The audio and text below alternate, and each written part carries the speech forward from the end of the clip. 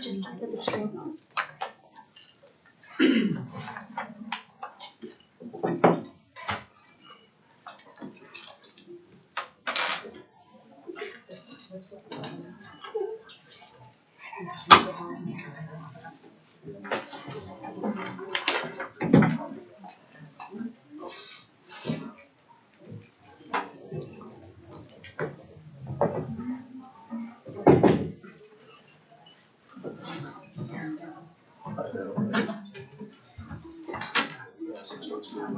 We were getting a new one.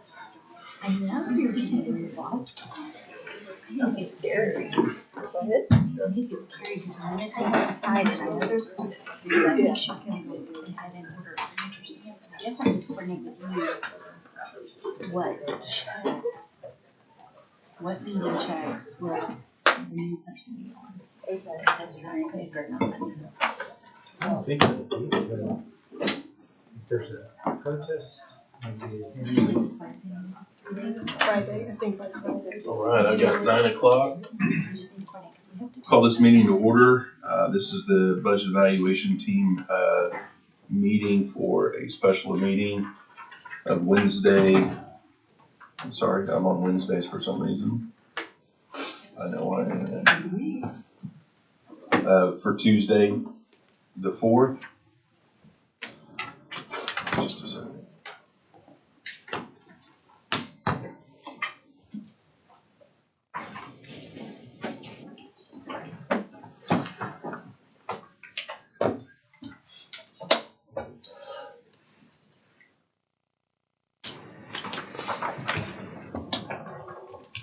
Where is it? There it is. I had to log off my internet and then log back in. Alright, I did. Notice the meeting was properly posted Friday, March 31st. Item number 1, discussion possible action regarding the department estimate of needs. We don't have any action on that. Is there anybody that needs to go earlier than what we've got listed on the agenda here? no, but I would like to talk a little bit about item 1 if we could from just a moment. Okay. That in the past 3 years previous, we've adopted a somewhat of a flat budget that we've worked forward and kind of made notations of what those emergency or immediate needs were, and if they were items that we need to look at later. Once the September supplement came back, we would watch list those items. I didn't know if the group was willing or wanting to follow that same line. It would be my recommendation that we do something of that nature. Okay, well then, if that's what you want to discuss, let's go ahead and drop down to item 29, discussion and possible action regarding policies, processes, and procedures related to FY 23-24 budget reviews and recommendations. I think that would be the item that would specifically address what you're discussing. Because it would be the process that we would use. I just think that has worked very well for us the last 3 years. I know everybody has funding they need up immediately. If there's something else that needs to be addressed, we would look at that point. And then, like I said, we come back in September once we have final numbers as to what we have, and we work from there. That would be my suggestion. I think that's a prudent approach only because we don't really know our revenues until September for a year. So to go ahead and fund some things without knowing our full revenues, just, I think how we've kind of worked through this process has worked in the past, and I have a feeling that revenues will be not extraordinarily more than we have in the past. So we will have to make some decisions, and we won't be able to fund everything, of course. Yeah. The last few years is kind of the approach that we've taken. We have on the front end, though, went ahead and had preliminary discussions related to all of the estimated needs and then move forward with that type of process after we've done that. Does this group want to continue with that, or are you talking about just going ahead and? No, I like the same approach we've had in the Okay. past. That's what I would recommend. I think that's worked very well for us. We're still, forecasting projection numbers. I think Blake is going to present those coming up. So I agree with you that it's awfully hard to push numbers when we don't really have projections or actual numbers at this point. Do we foresee Mike having those numbers in time for budget board this month in April? I believe so, Were they yeah, gonna he's approve working them? it right now. Yeah, Blake is, yeah. Put you on the spot, right? Working on it, right? Yeah, I think that approach has worked well for us recently, and it gives us more of a, it sets the expectations so everybody kind of knows where we're operating from in the very beginning. And then it allows us to make more targeted decisions in August and September. But having those preliminary discussions now allows us to kind of vet and think about that over the next little bit. So, I agree. So that we're more prepared to have more in-depth conversations once we do have the truer picture of what our revenue is going to look like. So. Is that something that we need to propose and vote on at this point, or we just move on from that? I think that would be appropriate. Okay, well, I'll make a recommendation that that's what we do. I'll second. Got a motion and a second. Is everybody clear on what is being No, voted I'm on? sorry, as the new kid, so I feel like you're saying do process A instead of process B, and I guess I'm not familiar enough with process B to know the differences. So we could either go through and start looking at all the budgets and recommend increases in the different budgets, or what we've done recently is we adopt basically a flat budget. So that will be the premise that we're coming from on our recommendation to budget board for what will go into effect on July 1. Now, we will get more accurate numbers through the summer. So we always come back and do what's called a September supplement, and then we adjust the budget based upon those numbers. But we don't know exactly what that's going to be. So if we start approving budget increases during the early part of the cycle, we've never had this happen, but we could get into a situation to where we budgeted more than what's actually available because we overestimated what we were going to have available. Now, what we usually do when we go through this process like this is, even though it's flat, we will have departments will have the ability to say, hey, I understand we're doing a flat budget, but I really, really, really need X amount of dollars because we have to do this at the beginning of the fiscal year, and we can't wait until September. So we will make some slight modifications and some considerations there on a one-off basis, but generally speaking, it will be flat. That's what your Absolutely. intent is, right? Because some of us will have contracts that would be immediate, that we need to have funding for, and it might be that that's a situation with you. So that would make perfect sense. And in that situation, do people come in and ask for a supplement, or how does that play out as far as okay. We'll start a list, like we'll end up July 1 with kind of a list of everyone's needs that they're wanting us to look at for September. So we'll have a document that is a recommendation, and then we'll have another document that has, oh, these are items that we really want to come back and visit in September, or another column that, we may just kind of kick out completely and say, no, we're not going to look at that even in September. And then there may be another little column that is stuff that we want to go ahead and recommend funding now, and that would be over in that other list. Thank you. Yeah. All right, we got a motion and a second. All in favor, say aye. Aye. Aye. Any opposed? Ayes have it. Thank you, Mike. Thank you. All right, let's just go ahead and start in order then, if there's not anybody that needs to go earlier. I will say that court services, before I forget, I know they're number 8 on the list today. I spoke with Grant late yesterday evening. He had a family emergency and cannot present today, so we'll need to move it to Thursday. Item number 2, discussion possible action regarding FY 23-24 estimate of needs for county treasurer. I apologize. I printed off my agenda this morning through the website, and I guess I was still seeing in item 1 about 1.5. I think that's tomorrow. Yeah. That's what got me off in the very beginning when Oh, I started gosh. reading Wednesdays, because the email we got this morning Well, but was for treasurer's on tomorrow's, here. and I pulled it up, and Okay, I'm confused. It's very similar.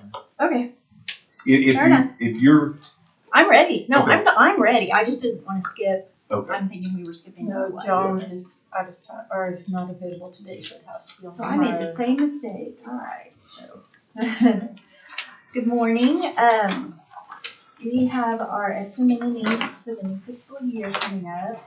I did pass out one handout that I want to make a motion to receive. so moved. Second. Do we have a second? Second. Okay. All those in favor say aye. Aye. Any opposed? All right, so clerk's office have a copy. I prepare this sheet every year for several reasons. One, I think it gives a really good picture overall of the treasurer's office and where we're funded from. We're funded out of 3 funds: general fund, our resale property fund, and our mortgage fee fund. I put out to the side what that can be used for. Our general fund and our mortgage tax fee can be used for any operations of the office. Where we get into a little bit of a bind sometimes is in our resale fund, where if someone is paid out of the resale fund, they have to be directly tied to some process of collecting delinquent taxes, handling delinquent taxes. The percentages are very important because we try to really watch the percentage of people paid out of resale. With that said, the treasurer's office makes every effort to fund anything possible out of our special revenues first.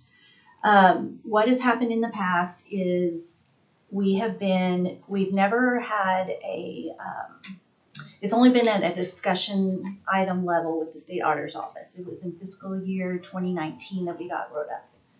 And it had to do with us paying for too many people out of our resale fund. Since then, we've asked for usually 2 additional people in general every year. We got it once shortly after that write-up. It was never part of the fiscal year audit or our treasurer's review at the time. It was never a court action, but it was a warning. Last year, we had asked for 2 additional people in our general fund, and of course that didn't make. The other thing to keep in mind is the resale fund. Most people's special revenue, you get to keep your balance at the end of every fiscal year. The resale fund, we have a statute where we have to declare an excess. We have to apportion it out. 1/3 goes to the general fund, 1/3 goes to cities, and 1/3 goes to schools. And I put at the bottom a small review of the last several years of what the general fund does receive at the end of the fiscal year. This is by June 30th, back into the general fund. Where that money gets picked up is in the supplement. So when we look at September, you can see we've done anywhere from 1.3 to 2.3 in the September supplement. So with that, I just want to start with the general fund. We're asking for the increase in salaries. That's the 2 people we're asking for again. When we hire someone off the street for our first clerical position, we cannot fund them out of resale. We have to train them in our current tax department, and that's where we get kind of tied around. Last year we didn't get our 2 people, but we still hired them. And it puts us in a bind at the end of the fiscal year having to move people over to resell, and then that's what we kind of are afraid we might, get our hands slapped. So we are here asking for those 2 additional, again, knowing that flat budget and everything we just discussed, that's okay. The other things attributed to the increase in salaries would be Mr. Freeman, when he is sworn in July 1, he will then be moved up in his salary with the rest of the officers. Our other increase, our third thing to increase the salaries is with the last pay period in March, we raised our starting salary frontline person off the street to $3,200 a month. That was after we saw that the assessor's office started hiring. That amount and the court clerk. So again, we're asking for the increase in salaries. It's Butch's salary. It's our starting salary to $3,200 starting in March of this year. And then of course the 2 people. And then fringe would just follow the salary. Is that, excuse me, Mr. Chairman, is that 2 additional staffers or staffers that you're just plugging in? There are not new positions. Okay. We will hire, they're vacancies. They're not new positions. We've had this conversation before, and I think we also did with the assessor's office several years ago. They You guys had a got court, into a situation to where you knew you were gonna they get had a written court, up. they had a court order. Yeah, so we did that, and we've had the discussion with you guys about these 2 positions in the past, that we were gonna rock along the way we were, as long as we were okay. But with the recognition that when it is not okay, that we would have that tough conversation. Are we at that point now? No, I don't think so.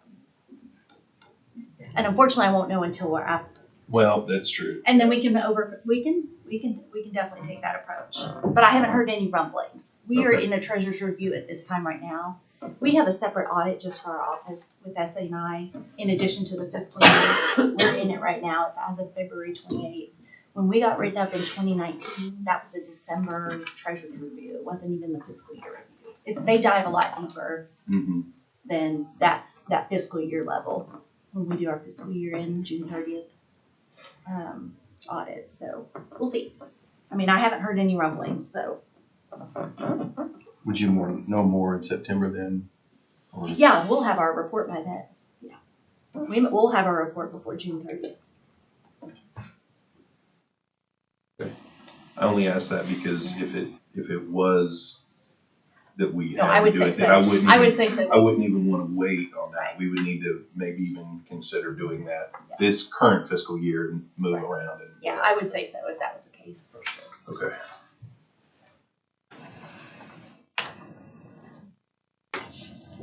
I guess one other thing to notice, if you're looking at our special revenue budgets, mortgage fee, we normally have 1 employee paid out of there that handles mortgage tax. We are gonna move them to resell for this fiscal year because we're doing the remodeling on the 3rd floor out of our mortgage tax. So, and that was really our only changes.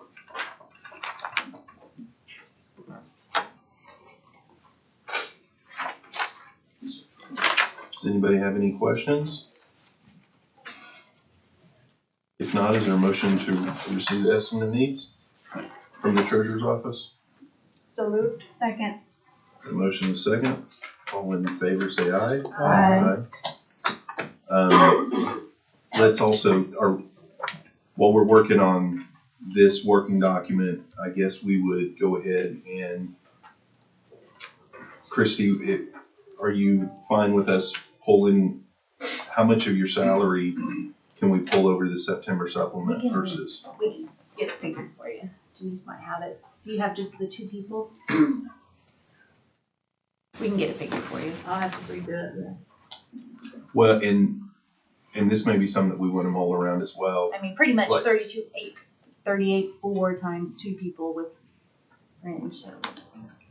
Yeah, Okay. we can figure it for you. We can take out the 121,323.15, so that's for that, That's for what? that's for that would be for the 2 and then the, bump in the salary.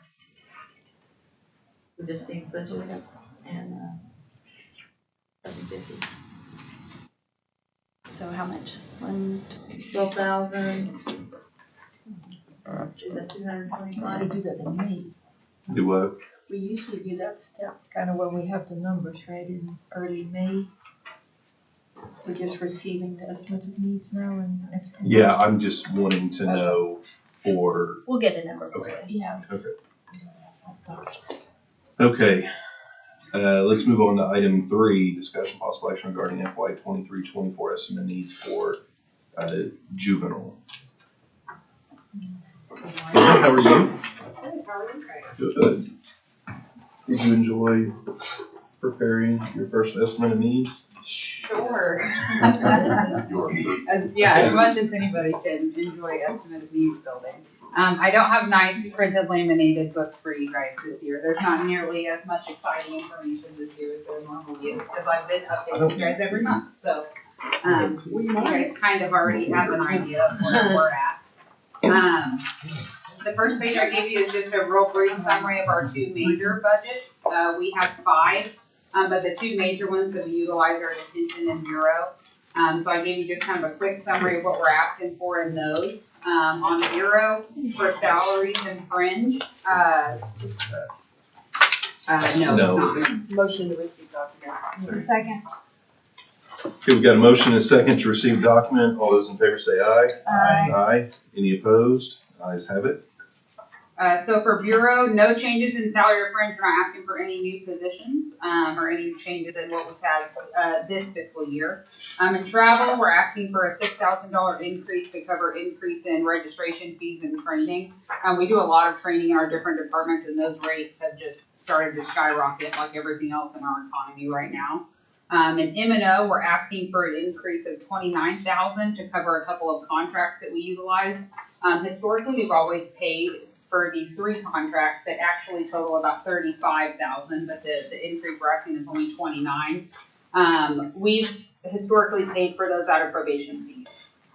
During COVID, the probation fees were reduced because families just weren't able to come up with the money, and it was causing the juveniles to get placed on what they call a cost docket, which means they're literally just coming back to court because they don't have the money to pay. So those fees were reduced. We're at the point now where majority of our kids are indigent and unable to pay. A lot of times those fees get waived by the judiciary, just because the families aren't able to cover them. Even at $10 or $20 a month, they're unable to come up with that a lot of times when they're paying for, counseling fees and other things like that, drug testing fees, they're not able to come up with those. So we've been just kind of coasting off of the funds that we had accumulated. And now this year we've had to utilize a little bit of our general fund to cover some of those contracts. We even had to reduce the contracts because we didn't have enough in probation fees to be able to cover it. So, and we pay out of that directly. It's mental health services for the kids on our plan. So it's for it's for our sex offender program. It's for our psychologist who does cert studies to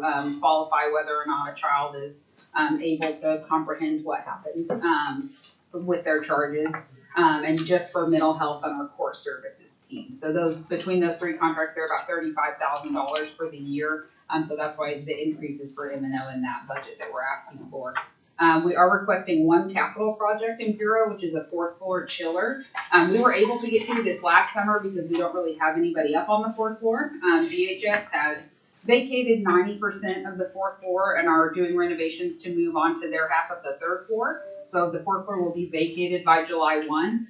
Regardless of who moves in there or what tenant the county chooses to rent that out to, the current chiller will not cool it fully. So regardless of who moves in there, we're going to have to fix that to be able to get them air conditioning in the summer. Right now we're working on a smaller version of the chiller, and it will not keep up when the temps get up to 99, 102. So that's something that if and when someone moves into that floor, we'll have to address. In detention, we're asking for an increase in salary and wage of $300,000. That's what's on your watch list now and what I've been updating you guys each month on. There's no change to that. It's just I didn't want to go into the next year on our estimated needs without acknowledging that we have to have more this year. So no change from what we're asking for this year in salary or fringe. In travel, again, $10,000 increase just for our registration fees and training going up. In M&O, I've asked for an increase of $91,000. Currently, you have $100,000 on the watch list for this year. So that was as close as I could estimate conservatively. And that's due to an increase in utilities and things that we're already paying for. Inmate toiletries, resident clothing, uniforms, things like that. It's all run-of-the-mill stuff, but that our cost this year, we've already spent right now over $100,000 more than we had at this point last year. Which is why you have $100,000 on the watch list for this year in M&O in detention.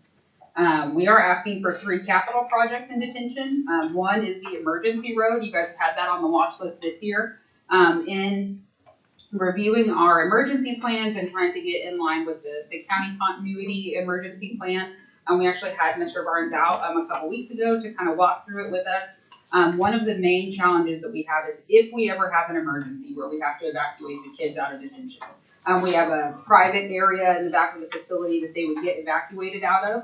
The problem with that is it's a 20, 30 foot probably creek bed filled with mud that the kids would have to shackle their hands and feet somehow traverse from the edge of our facility where it's concrete to the parking lot where we would load them into vans.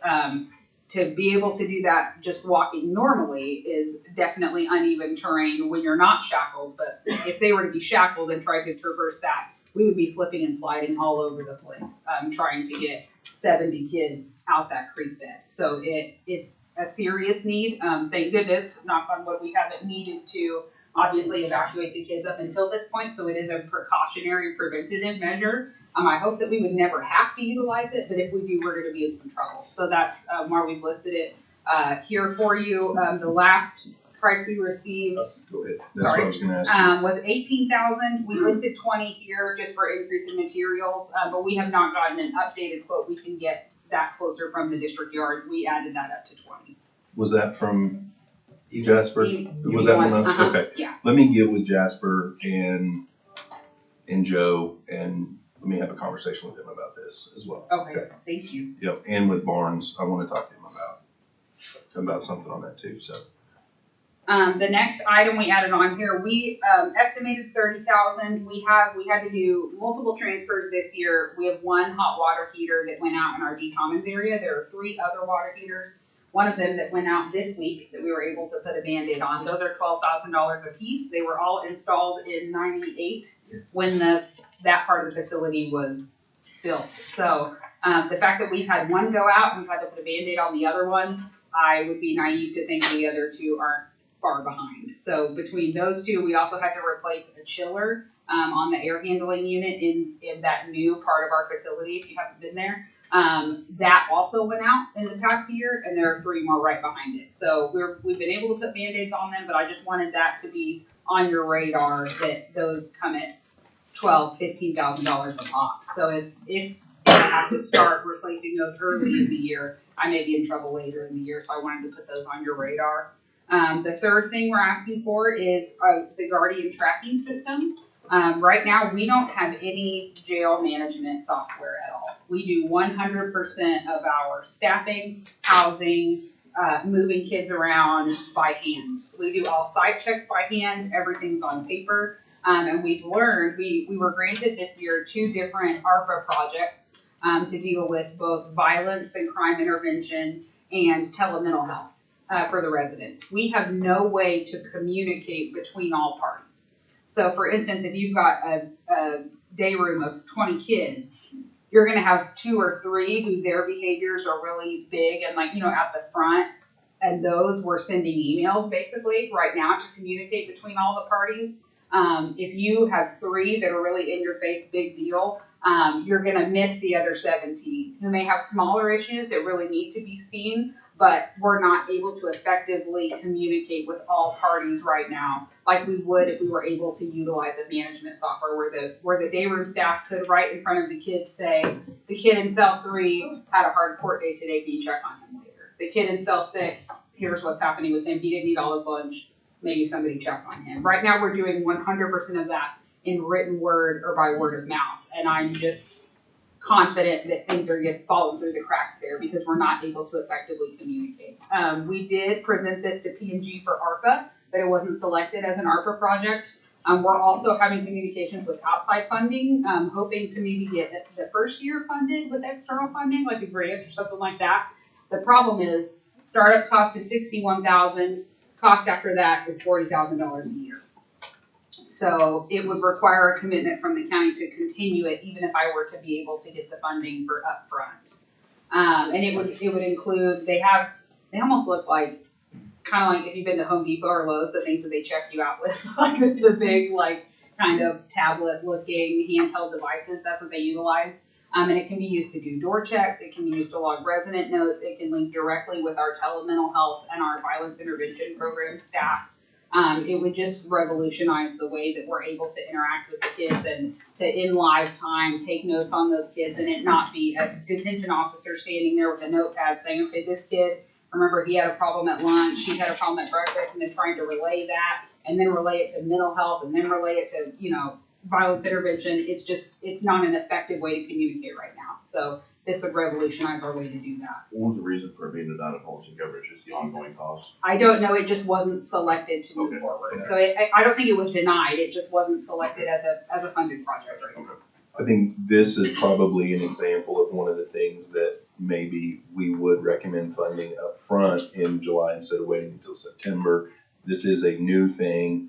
You don't have the money in the budget for it. If we were inclined, just to, kind of an illustration of how we would do it.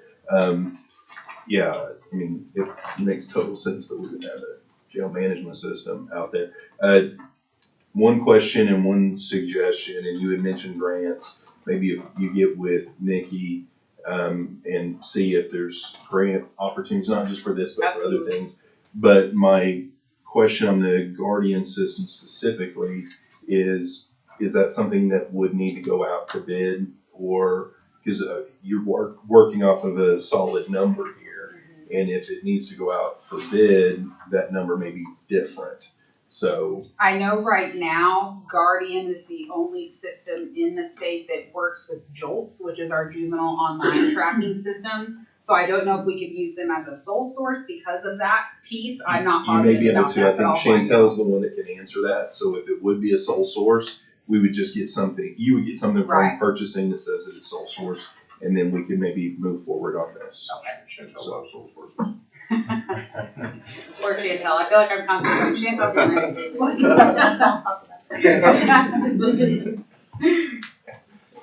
But that's really the So at only- home, I always tell kids, ask mom. I have nothing to say when you ask mom. Here, I'm like, ask Chantel.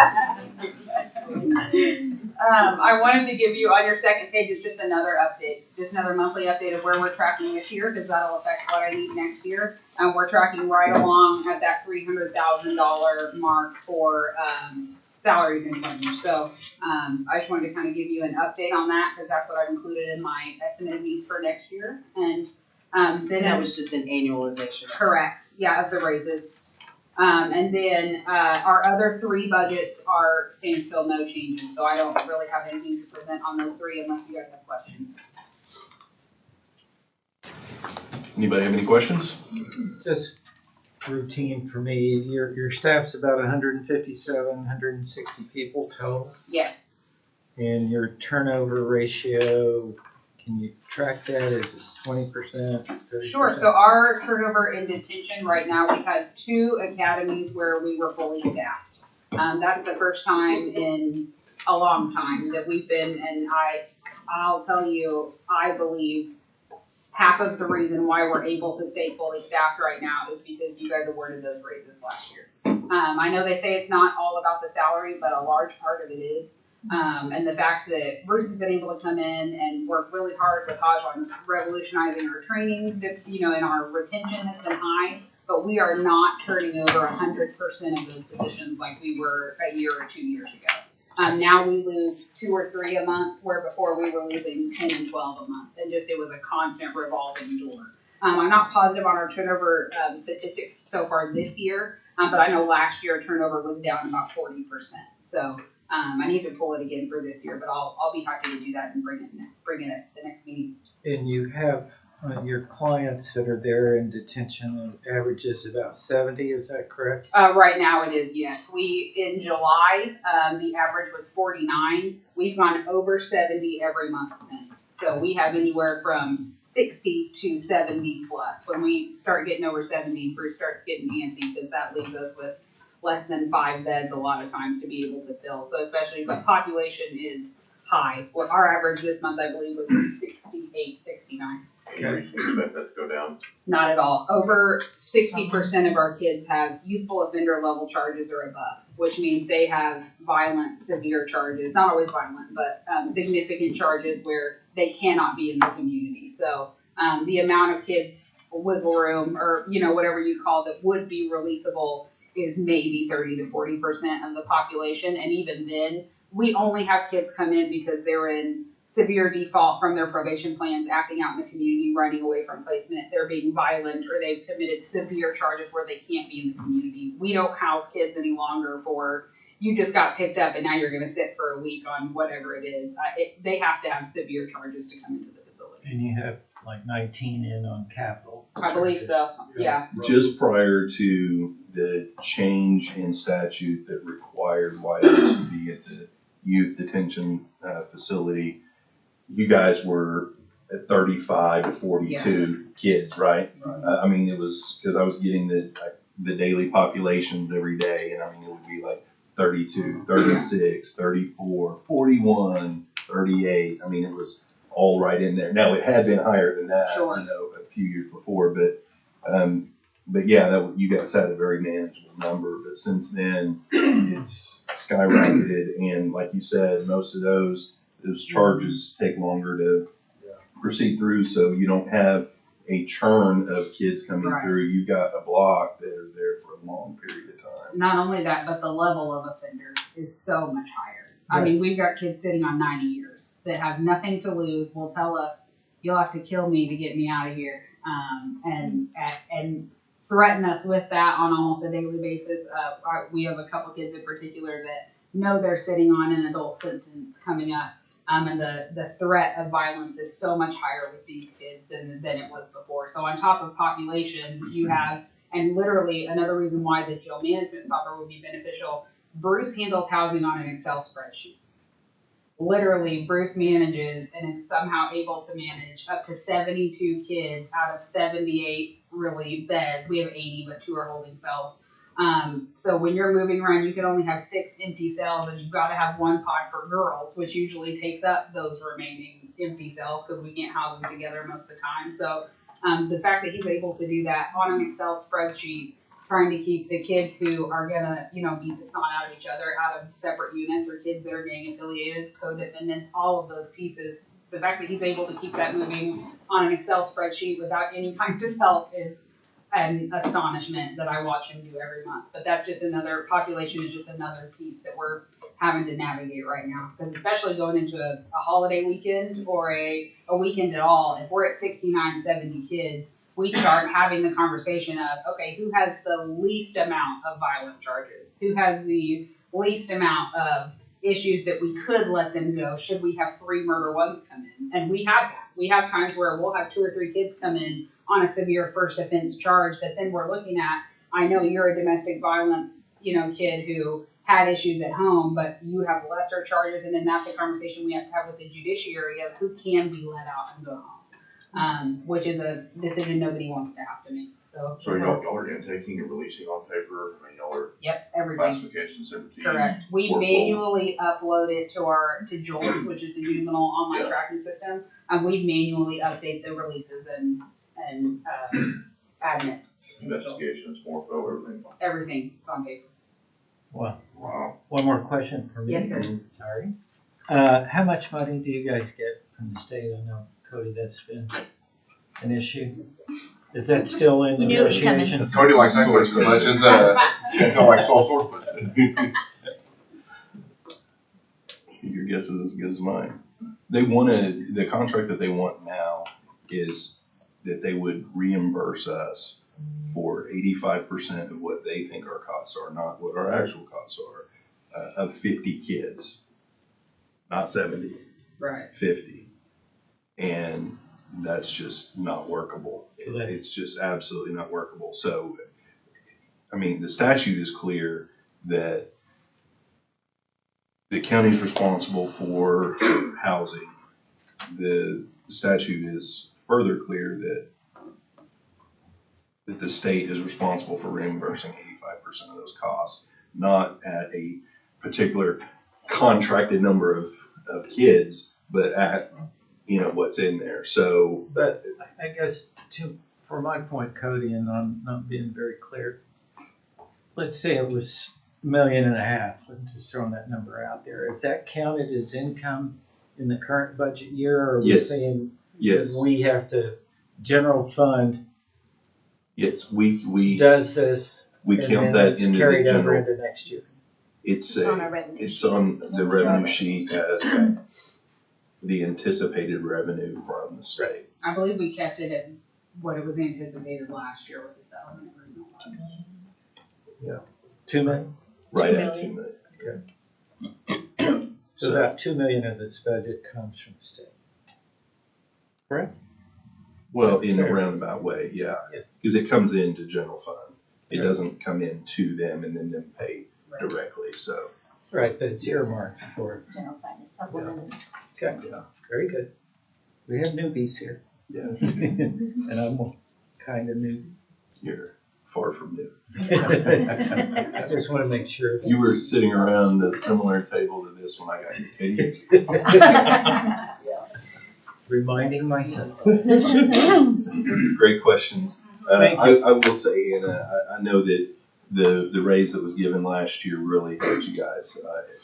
I understand that, but it's not just the raise that was given. I mean, it's the leadership and the management and the training and the different things that you guys are offering and doing. Especially when you look at the workload that's increased and the stress that's on those folks because of the increased number of kids that they're responsible for, number one. And like you said, you know, kind of the conditions have changed a little bit, and money doesn't fix all of that. So I mean, you guys are doing something well over there, and I appreciate it. Really do. But if Yeah. the facilities, there's 5 JUVI facilities in the state, right? Or is it 7? There are 4 bureaus, is that right, Josh? 4 of the Right. bureaus. So Um, let's say Tulsa's full. And Sure. the state says, we don't have any more room in Tulsa, so we're gonna send them to Oklahoma City. Is that The only correct? way they can do that is if we have a contract with that county. Correct, which Okay. we do not. We do not have a contract with any county. We've chosen not to do that in the past. Right now, Sure. we don't have the beds for it, period. But even when our count is lower, we've had lots of counties reach out and say, could we house a couple? Can we do a contract? Can we do something like that? Our population is so volatile and the amount of offenders, it just would not be, in my opinion, our best interest to contract regional beds at all. Gotcha. Prior to the YO change, that could have potentially been something that, I'm not saying that it would have been the smart thing to do, but maybe. you know, Right, we maybe would have could maybe done had that, the but- option. But now, I mean, you said we had 80 beds. We're only licensed at 78 because 2 of them are just the holding Right. rooms. And I mean, we can't go over 78. I mean, there's just no way. So, Right. Is I there at least wanted to say something on it, because when we were forced to make that YO switch, I was concerned that y'all might lose a lot of staffing, so it's clearly a testament to what y'all are doing, because I know the difference, from experience, I know the different levels of care and custody it takes for a minimum versus somebody who doesn't have anything to lose, and so it's the fact that you don't have any turnover and not near as much, that you're fully staffed is clearly a testament to what you're doing, so that's great, I want to put that out there publicly, so. Thank you. It's been, I can't tell you enough how Bruce and his staff and Hodge and her staff, they've taken on the extra work, smiling and going through, and the few staff that we did have that, were really concerned, we were able to beef up our training and go more hands-on with our training and really empower them more to be able to do more things. One of our trainings that we've implemented in the last 2 years is Handle with Care, which is our physical hands-on training that we do, and we have to send them out of the city, to get certified. We have 2 certified instructors that we have, and we actually do training on the mats to teach them when you're in a physical situation like that, and to empower them to make sure they know what to do and how to do it safely and how to restrain the kids. And just even that piece alone has really motivated our staff to feel more comfortable and more confident. And that's why I just keep pushing training so much. That's one of the only increases you see in our budget, because that's how we're able to retain, and that's how we're able to keep the staff motivated. And I just can't speak highly enough about what the staff have taken on, and they've done it beautifully without complaining. And every day is a new day there. Every day we have a different set of problems and a different set of kids that are threatening all various sorts of things. And especially with these Murder One kids, we're in uncharted territory, both with the judiciary and who has custody and legal custody, and who can, like if we have to do something emergent with a kid, who does that and how. And it's just been a real transition. I can't thank the sheriff's office enough for them coming and helping us with transports and getting the kids, when you have a first level offender transporting them to the hospital is not just an easy thing anymore. We now have a kid who's sitting on 90 years and is just waiting for somebody to slip up for a second so he can get out the door or get something to hurt someone else. So just the different level has been extraordinary, and both my staff, the sheriff's office, when we're in trouble with generators, we can call the district yard. I just can't say enough how supported I felt and moving through it, and how supported my staff feels, and we just wanted to say thank you. Thank you. Yeah, I would imagine that Bruce would agree with me, but I think the murder one juveniles are by far the most volatile population that, even when I was in the big jail. So again, it's not overlooked, at least from this seat. So I know that it's not easy to do that. Well, you think about the hormones raging through any 16-year-old male, and then you match on the inability to really realize long-term consequences, and then they're being forced to face with sitting on, looking at 90 years. I mean, to a 16-year-old looking at 90 years, a 17-year-old looking at 90 years, they're hormonal on a good day, much less on a bad day with everything else they're saddled with. So it's definitely been a wild ride these past couple months, but we're handling it and moving forward and hitting every new challenge head on. So. Good job. Good job. Thank you. Congratulations on your first presentation. Estimate of needs. What's the timing on that contract negotiation? It's ongoing. Because they've got a ton of money right now and they're doing their own budget. So. Yeah. We should be meeting with them soon. So, Yeah. let's, on the Guardian, how long would that take you guys on that meeting? Well, I'll talk to you offline. Okay. Is there a motion to receive juveniles estimate of needs? So moved. Second. Motion second. All those in favor say aye. Aye. Aye. Any opposed? Ayes have it.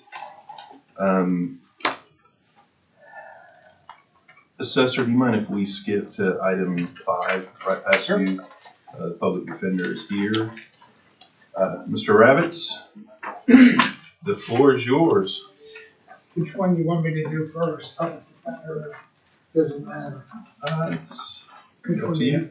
What? Hey, whatever you would prefer. We have public defender as the first one Okay. on our list. My budget request includes, slightly additional funding for the following 3 areas. One is registration fees and travel, which, obviously over the last year and a half, the cost of airfares has substantially gone up and the programs have gone up. So I've asked for an increase of $1,500. It's still, Tulsa, public defender, which is 2/3 the size of my office, received $10,000 last year. So I just want to let you know that. Postage is, printing and binding. Again, the cost of getting and books, we've asked for additional $100 in one, $120 the other. Again, those are based on a substantial increase. Publication, we got rid of Oklahoma statutes this past year because of the increase. I couldn't even have funded it. We're buying other books that we can use the statutes for, but even those costs have gone up substantially. I mean, so I have 51 lawyers that all need some type of books. So as a practical matter, and then that doesn't include the 10 or 12 interns. So that's the reason for that increase. We've also, as you all know, the office supplies have gone up as paper. So I have that. What's gone down, and the reason for the decrease is you all gave me $12,000 to take care of office space and to get furniture and whatever, which we're still in the process of getting because the prices were really high and whatever. We've got a few more things to buy, but we'll have the money spent. So I took $12,000 out of the budget for that for this fiscal year. So that is. Oh, and then I would want to not forget to thank my friends in the sheriff's office who gave us a used car this past year, so I didn't have to ask for any money for that. Provided, and I think we still got sufficient money if we have to have some maintenance done. We have maintenance, either the sheriff does it for us and we pay them, or District 3 does it for it and we pay them, whichever works out better. We've been doing that. The price that some of the money that's included, obviously we reimburse District 3, whether it's out of travel or whatever, for that particular money. That is the budget. I'll accept any questions at this particular time. Anybody have any questions for Mr. Rabbits? If not. Go to the next one. Mhm. Okay, the next one is drug court. Now, since I've got some new budget board members here, I probably need to explain to you what drug court fund is. Approximately 10 years ago, Oklahoma County, or no, it's been 12 years, I'm sorry, decided that the employees would no longer be county employees that are in the drug court, but it would be a pass-through account. And the district attorney, the previous district attorney, and I both agreed to oversee the drug court and oversee all the funds. And either the district attorney or myself signs off on the claim forms that go through the county. Additionally, some member of the drug court team, the assistant DA assigned to that team, and the assistant public defender assigned to that team are required to sign off on any claim before all sign off on it. Again, it's all the money comes to Oklahoma County for the drug court, but it's a pass-through account.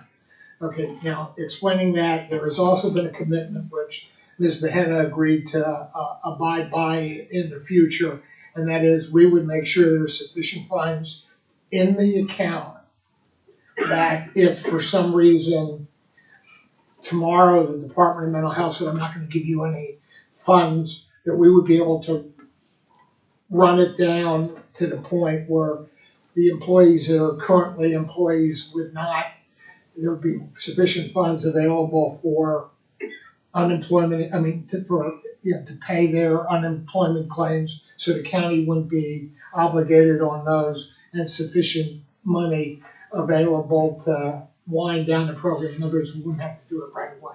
So we always keep a cushion of $100,000 to $150,000. Now, saying that, you need to understand we've expanded over the last couple of years and added personnel, but they're not part of the county. We're doing contract personnel instead. One with specifically with the diversion hub, because obviously the difference, we would have to keep more money available if there were county employees, obviously. In other words, if someone had with the diversion hub, it's a 1 month cancellation to the contract.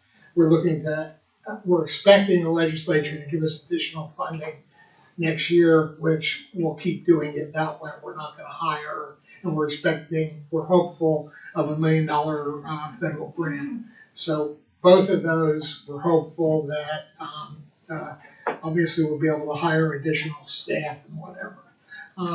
So that's the that's the budget for the drug court. And last year the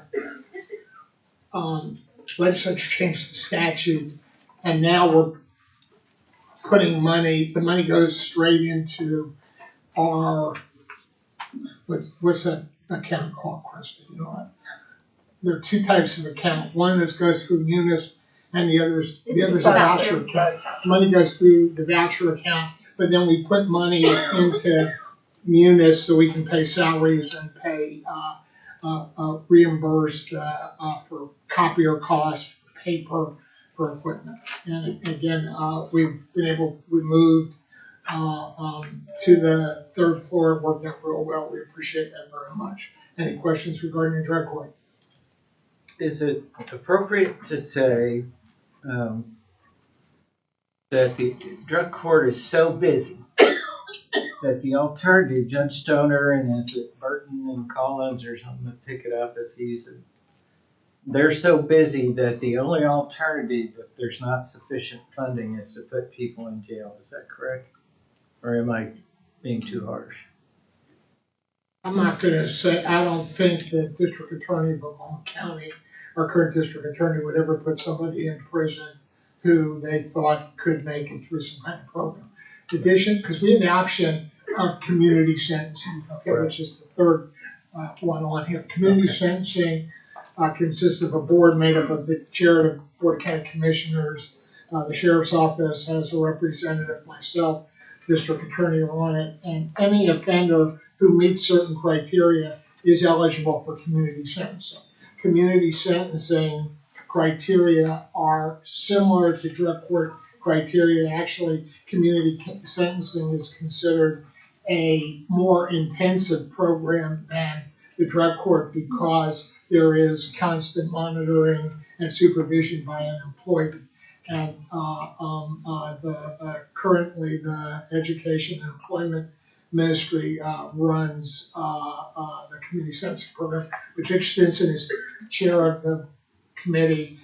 Judge Elliott for 25 years. Judge Elliott actually did assume he became a citizen member because he likes the program so much. So I do not think that, I mean, obviously, if tomorrow the Department of Mental Health said we're not going to fund drug court or mental health court at all, there would be a severe problem. Okay, there's no question of that.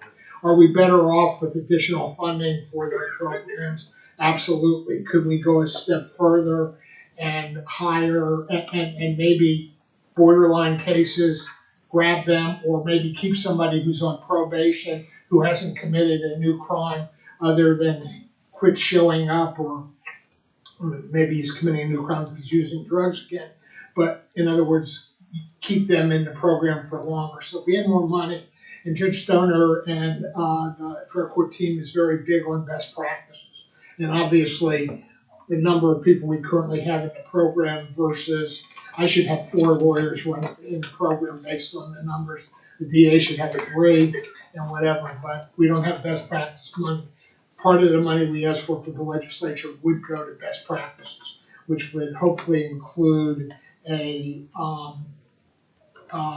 additional public defenders, additional district attorneys, additional quote-unquote magistrates who could hear cases that Judge Stoner or Judge Burton referred to. And obviously, if we get that money, then I'm sure there'll be a big presentation that'll come before that. But we don't know what the legislature's going to do in May. And obviously, that's not in any of our projections.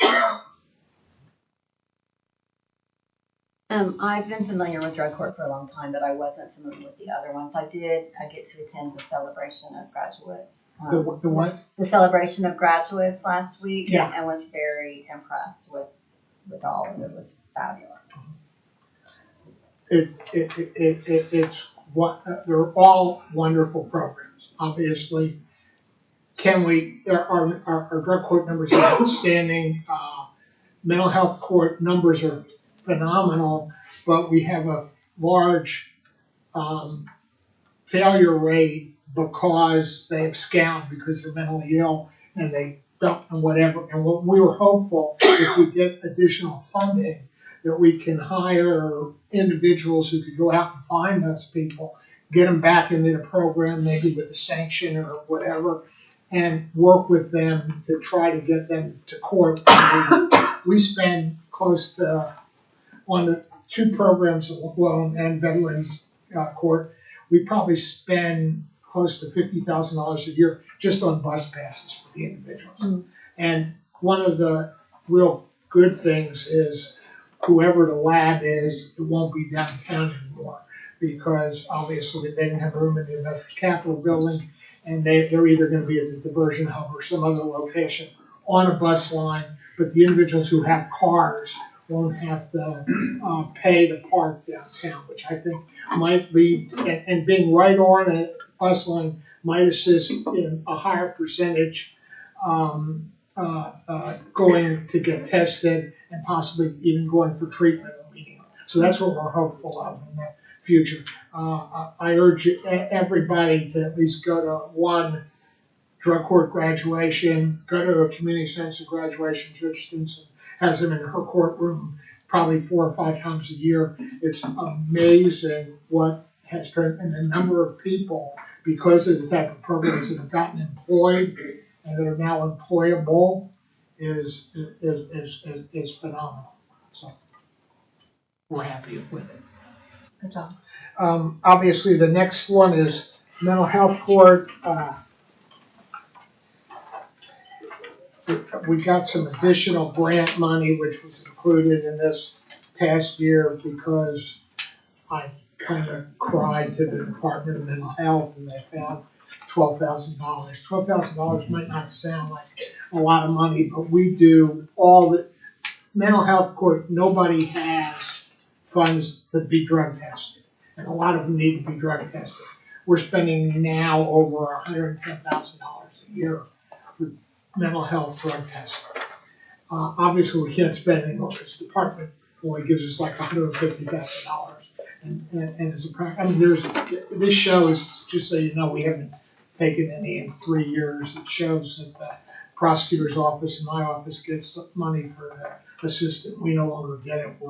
We're spending that money on drug testing. And we also were able to hire somebody from the Devotion Hub to work, again, trying to be a case manager for these mental health individuals. But saying that, if we had 5 more people as case managers in mental health court and sufficient funding maybe to do a little more drug testing, our numbers would shoot up, in my opinion, success rates. So if anybody's listening to this who's out of the legislature, please give us more money for that. We would really appreciate that. The last one is, and it's probably my fault, I didn't catch this, so I apologize. The Community Sentencing Fund, up until 2012, would that be about right, Cody? No, 13. 2010. 13. Community sentencing was run by Oklahoma County. There was a commissioner in the 90s who wanted the individuals to be county employees who were going to supervise the people. And it worked great for several years. The county got, I think, an opinion from the district attorney's office, which said that they would be liable for the funds. Again, the council is made up of the chairman of the Board of County Commissioners, myself, the district judge, which is Judge Stinson right now, the district attorney, two lay citizens, and the sheriff's officer. It can be 3 lay citizens. So the county made a decision, which we thought was wise, to sit there and let the council bid it out, and that the county would, none of the employees would be county employees. And we unwound the money that we had. But when we did that, we always had to have sufficient money available that if the program crashed, we could fund 25 employees, unemployment, and unwinding, which meant we had to have between $200,000 and $300,000 in the account, okay? Well, now since it's strictly a contract account, we're slowly drawing that money down whenever we can. We bought about 4 years ago, they bought a car, it's still in the county's name, but they drive the car. We bought computers for it, which is something we've always done. This past January, we voted to increase, the legislature in their infinite wisdom said they can now, community sentencing can now supervise misdemeanors. Great, we're gonna get paid for it, right? Well, that was the only thing they didn't do. They didn't pay us for it, okay? So some of the more difficult misdemeanors, there's no supervision available. So what we've done is we told them that for 1 year, we would fund a position for that out of this money. And they've been told it's a one-time deal. And so we use $50,000 for that. And then we also added to our employee ratio with another $50,000. So we still have about $140,000 in the account after that. But I just wanted to let you know, while it shows 250 58, nothing to spend. 100,000 is kind of in,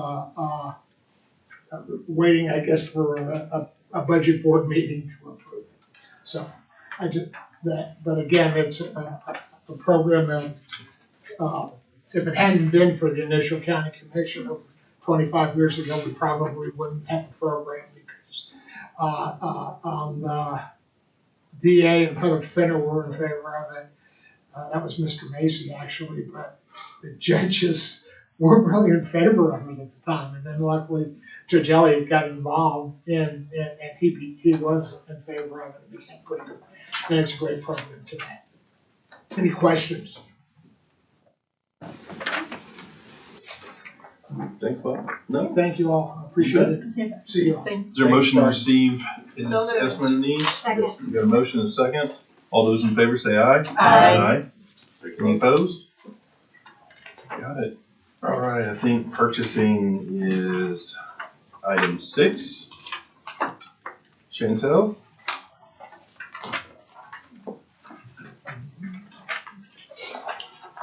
Thank you. Mine's pretty short and sweet.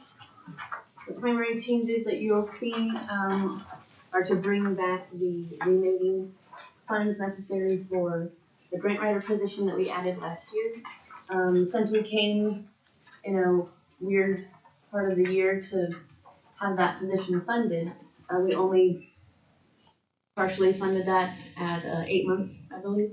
And so this is the remaining funds. You'll have salary benefits. There's some travel costs associated, because she will be working significantly in our Munis system. There's a grants module that the county paid for many moons ago, and so we're able to utilize that now. There's a lot of training involved with that, so getting her to that Munis conference in order to understand the aspects and the technical abilities of that is important. There's also a lot of community engagement that she is already involved in, council meetings, town hall meetings, you name it, project site visits with the engineer, different things like that. So that's where travel is involved with. MNO includes her parking, cell phone stipend, memberships for different certifications for grant writing that is accounted for. In capital, we were able to get her set up with some extra pieces that we had in our office. The computer went out and IT had to rebuild it, so she's using one of our backups right now. So I just added a little bit in capital so that we can make sure she has some quality equipment. And that equals about 21,000 in an increase. So this shows that you did a pay study? In my office for purchasing, I did request HR to do a pay study. What you see are some monies that moved around within the budget, but no additional funds for the Right.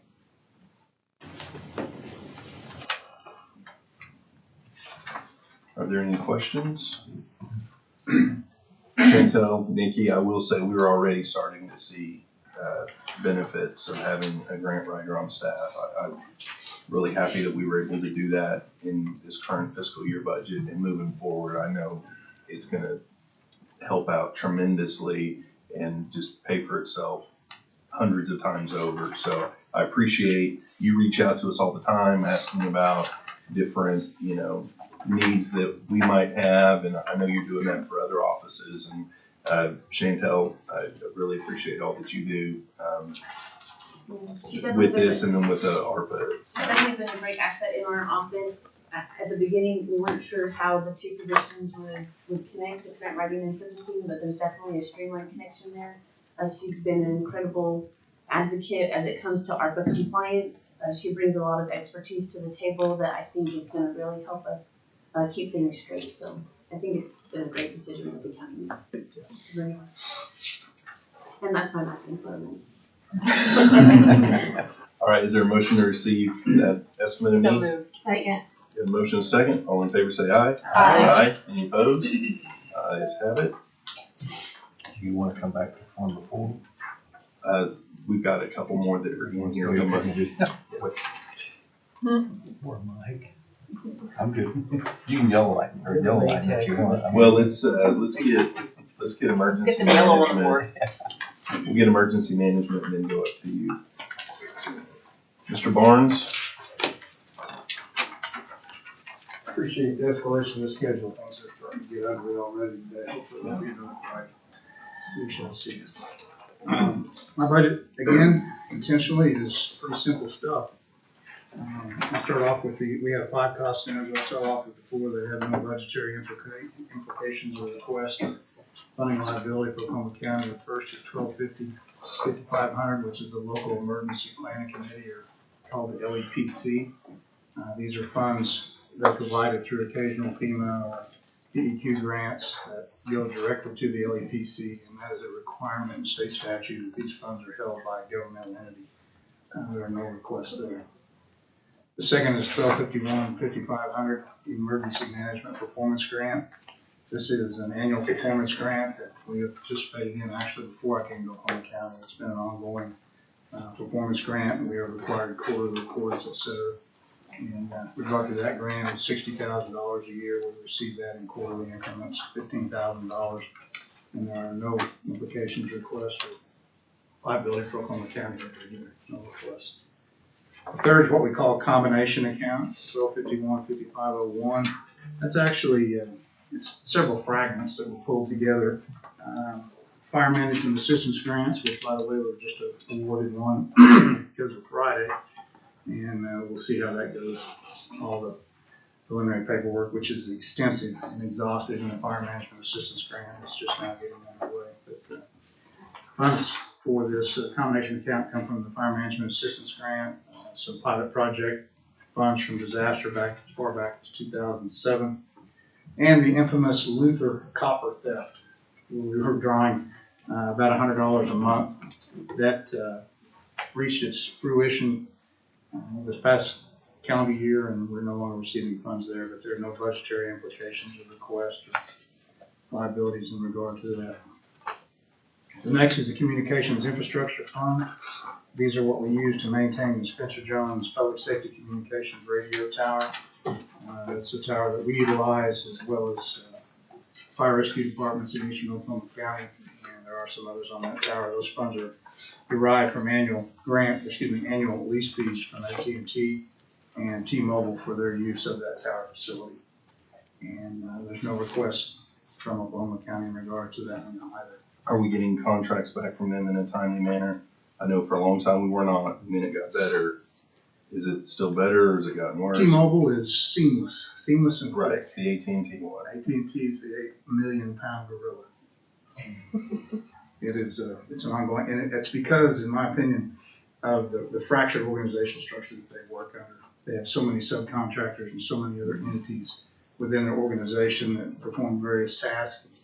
They have tower site managers, and then those are regional, and they have people that manage the grants and or the lease fees, and it's a convoluted mess. We start that earlier every year, and hopefully again this year. Last year was not as bad as it has been previous, but it's still a challenge. Okay, the general fund, emergency management general fund. The requests here are pretty minimal. In personnel cost, you graciously approved a administrative assistant or actually an office assistant last year, and that came up through the second half of the fiscal year. We have been unable to fill that position as of yet. We are initiating, with the help of Karen Kent, obviously, we're now initiating our third series of applications, hopeful interviews, and possibly hiring. We did have one young lady who came to us who was just absolutely amazing. And she actually signed an agreement to come to work, or did the paperwork and all that, and we had a date to begin. And we received notice within a couple of weeks that she'd taken employment elsewhere, more in alignment with her career goals. She was actually just retired from the military, but she was extremely sharp. I'd already threatened people to not try and steal her because she was one of those people. But we're having problems trying to get the people we need in there for that position. That's why I requested an additional increase of $5,000 in the salary for this employee so that we can make that position a little bit more attractive. The job duties and the wide range of responsibilities, we can't just have a person that doesn't have at least some governmental background, hopefully some emergency management background, clerical background. There's just multiple facets of what this person does. It's going to be pulling a lot of different pieces of our office operations together and really increase our effectiveness. So, requesting an additional $5,000 there. Travel, no change. Maintenance and operations, I requested an increase of $3,280 for parking, We're now being charged for 5 parking spaces. Sometimes we can use up to 3 of those. Mr. Compton, you're familiar with some of the challenges with that. That's kind of a mess, but in order to fully fund those 5 parking spots for the 5 employees, I need the increase of $3,280. I've got an increase of $1,850 for drone program insurance. Some of you may not be familiar, we have a drone program in our office, and the use of that program continues to expand. It's proven very valuable in some hazard mitigation projects, particularly in the eastern part of the county. We'll fly the river, which is where we use it the most. Wildland fire situations like we're in right now, we can fly that to do damage assessments. There's multiple aspects of that program that continue to benefit us in our department. And this is for the insurance for that program. We've even used it some for potential litigation That's purposes. correct, that's right. And then I had also requested a $2,000 increase in vehicle fuel, and I trust that everyone understands what's behind that. Capital outlay, I've got 3 requests there. The first is an ongoing project that I've explained to this group many times that continues to be quite positive in Oklahoma County. And again, as days like last Friday, saw those units in the field. It's a major deal. We purchased cab and chassis units only. We're not purchasing an entire unit. Brush pumpers now, which is the 4-wheel drive off-road type unit that the fire rescue departments use for wildland fire protection. A complete unit in the style that they're using now easily costs you well over $200,000. Oklahoma County is supporting that with 2 cab and chassis a year, and I'm requesting $130,000 this year to purchase 2 more of those and continue our rotation of that. The second request is, in a sense, new to my budget from the general fund. At least we were able to put in 4 outdoor warning devices last year in eastern Oklahoma County. Those are scattered out in the most densely populated, I should say, areas of eastern Oklahoma County, but there's still areas that aren't covered. An outdoor warning device is a storm siren. We'd like to continue that project, move that out. Last year, the 4 units were funded by grant funds, and that included the control mechanism where we have a control station for that, which is computer-based. We have one here at the annex in our office, and we have one out at the bunker in our underground office as well. And I would like to continue that expansion of that program, likely in eastern Oklahoma County, because that's the area where the largest unincorporated areas are, where there's more people that are not covered by those devices. And we would again work with planning and engineering and identify the most densely populated or the areas that are anticipating the most significant growth in order to expand that system. And I've got a request in for $64,000 for 2 of those units. Fortunately, again, we have the control mechanism now. We continue to add to that, so we're not going to have to come up with additional funding to expand that. Is that any type of warning? I'm sorry. Is that any type of warning? It can be used for that. We are part of a group.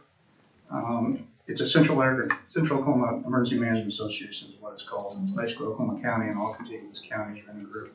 And by mutual understanding, we've come up with a position statement on the use of outdoor warning. Because of the severe storm activity we have, we use it only for tornado warning. The primary reason behind that is we want to eliminate confusion and potential false alarm. The public, in the heat of battle, when those things are going on, the level of understanding can easily be challenged, and we don't want to further complicate that situation.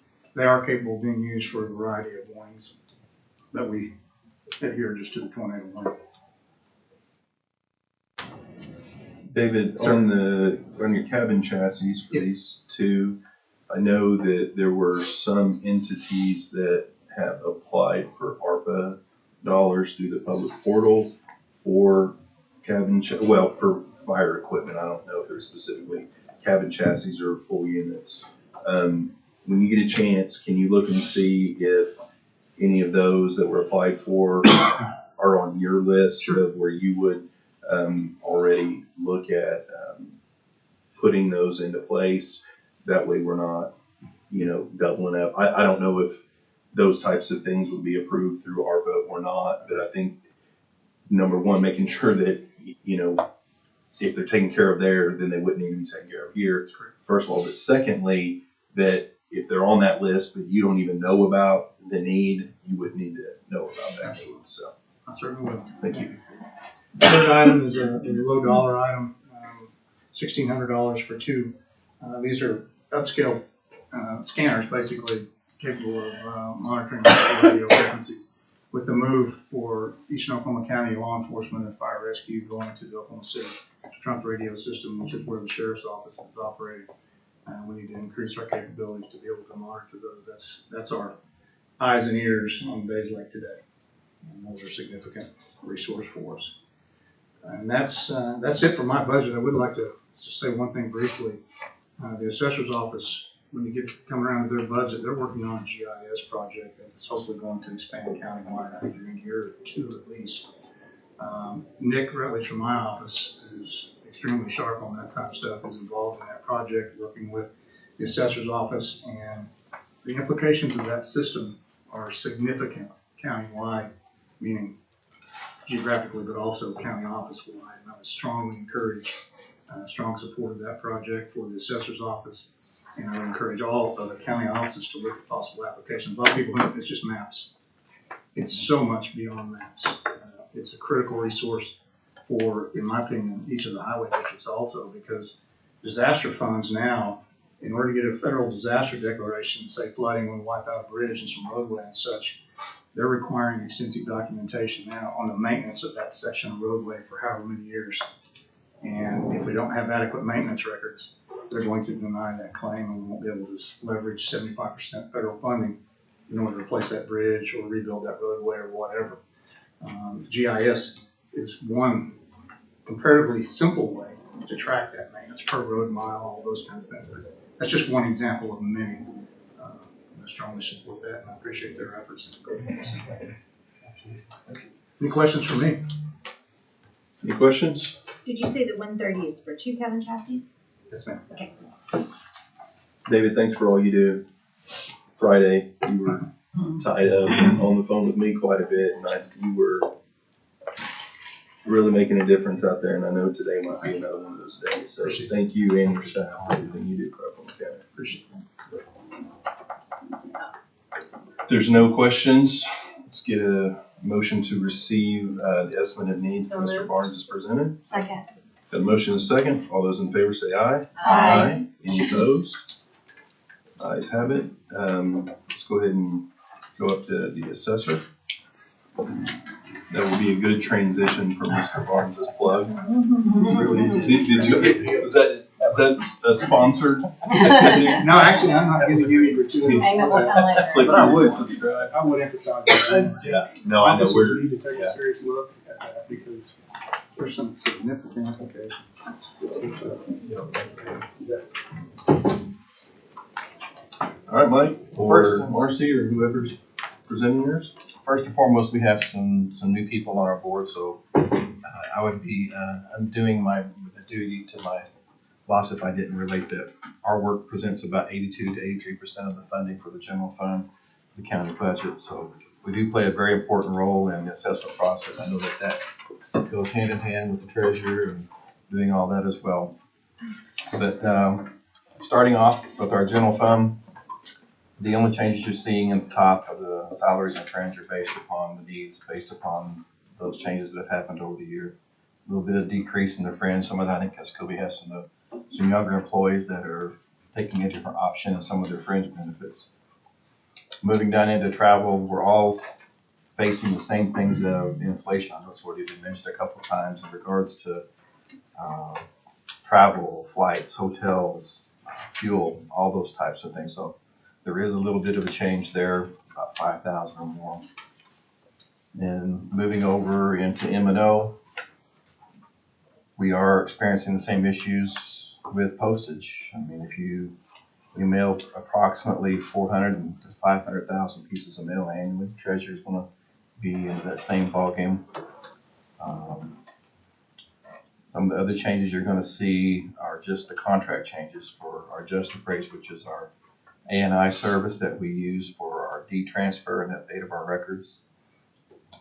And then moving down into capital, there's a little bit of change, and we're looking at some additional office equipment, but overall our general request is down 28,000 from previous year. So what we're trying to do is really work with the things that we have in place. David kind of mentioned some of that software that we're using that software now as different ideas as well. But that really helped us move up presented things that maybe we don't, maybe need another person to do some of that work. We're just kind of pushing that software to the limits as much as we can and utilize it. But general fund, overall, we're down to $28,000. So if anybody has any questions? Well, and just for the record, your salary increase is due to the increase that happened this year for the elected official salary, which changed chief deputy salary. Well, didn't change, but added the 8.5% COLA on there. Correct. Your office, like many others, chose not to take that increase in the middle of the year, right? So you need, that's on there for the next. Correct, moving forward, yes. Yep, okay. So it is asking for an increase in the budget, but it's kind of not. Okay. Any questions on that one? If not, go ahead and move on to one of your other two. Move into inspection of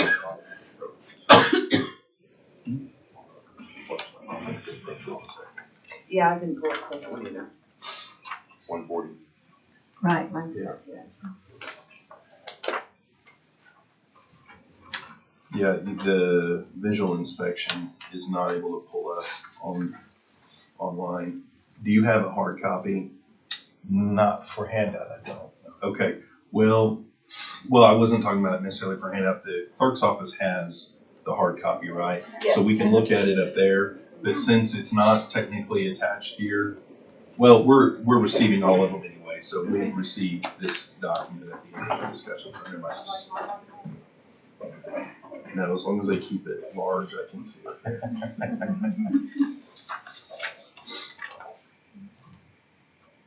We'll, working through the salary and fringe, it's the same instances that we've had, we just talked about. Less the officer salary portion. Getting into the travel, it's the same regarding the inflation. The travel we have to have for our staff for the requirement of their education, because this fund typically covers all those those individuals that go out to the field, work the properties and accounts and fields that are specifically paid under the visual inspection numbers. And in this budget, the county's requirement is a 10% of the overall budget. The remaining budget is built on visual inspection, which is the schools and cities that collect that form. So what we generally look at on here is if they have a $50,000 increase request, we just know that it's a $5,000 liability on the county. Oh, So okay, it's, okay, it's mostly funded elsewhere. okay. Getting into M&O, it's the same deal with postage, printing. You see a little bit of decrease in our telecommunications service. That is in relation to how we work our appraisers in the field. We've gone to iPad units with our air cards, and so they've been a little bit cheaper, that we've been able to remove some of the air time for those mobile devices. Then we move on into all of our information in regards to our contracts. You'll see that the aerials, which is a county-wide contract that gets us access to all county employees for all of our aerial imagery service. Contract's gone up about $6,500 this year. That flight takes place twice a year, once in the beginning of December, the other time in April. That is proving to be a valuable resource tool for us. I hope that all the other offices are using it for any other purpose, whether you're looking at it for roads and bridges, or the treasurer's office is looking at it for those properties they have to go out and maintain. But I just love our aerial imagery service. They have been awesome. I'm pretty sure we use it for We various use it as things. well as well. Yeah. Let us know about houses before we get there. Yeah, that's exactly what we do. Then moving down, we look at, one thing I want to bring our attention to is the ESRI contract, the 54455 line. That's the obligation that the county has. The total on that is $330. The assessor's portion of that is $140. That was the agreement that we did last year for the 3-year agreement. So there needs to be an additional $190 that comes from the county to fund that. It's just I don't have it itemized or listed, but I want everyone to be aware of that. Then, of course, we have our other contracts, these are some increases. We're working to bring in, right now when we value properties, we're using a service for valuation of modeling. It's a comparables approach of things. We're looking to add the ability for us to value commercial property as well as agricultural properties using the same software. Right now, I would say probably 95 to 98% of our residential homes are valued through this process. The others are just going to be some contract increases that we have.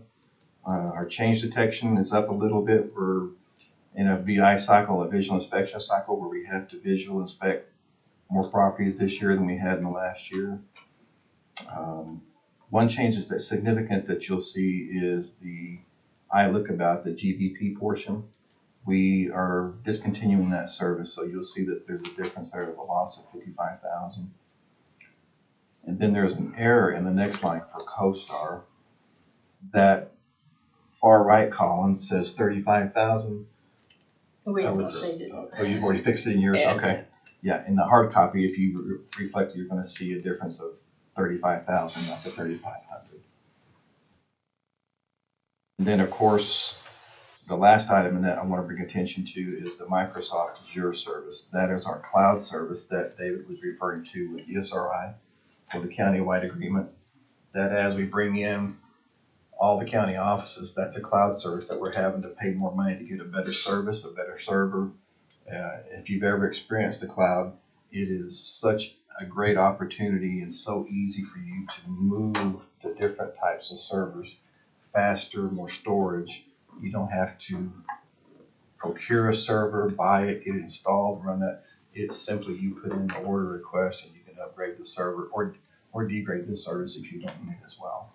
But as we bring in all of these new projects from all the other elected officials, that server needs to be upgraded so that we bring in a better, faster service so that everybody sees the systems and services that they expect with the software. So we budgeted about 15,000 addition this year, which is roughly about 1,000 a month. But if you've never experienced the cloud with something, I think you are going to see a significant change in what your needs are at that point in time. It's just gives you that variable. If you need a Ferrari, maybe you only need it for a month. You pay for it, you come back. If you need a Ferrari for all year, you pay for it all the time. But the scale of that is really great. The other thing I want to talk about that is David was mentioning that this is a countywide service, the SRI contract. Is our office has opened the door for us to really launch this product.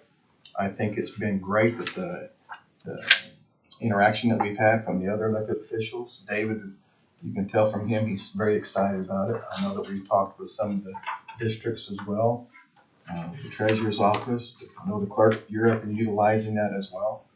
But it just makes sense that as we grow this system, that it's just going to get more defined. It's going to require some more work with that. And I have really one individual that's overseeing this project that is meeting with these individual departments. His name's Tim. If you haven't met Tim, I'm sure you will.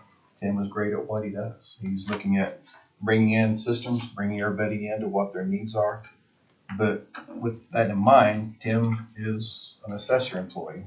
Tim is there for our needs, which is updating our systems, our data. And he's being stretched to the point that it may be that your needs are not met to the point that you deserve or that you expect. So it might be that what might take him 3 months, which you might expect take a week or a month.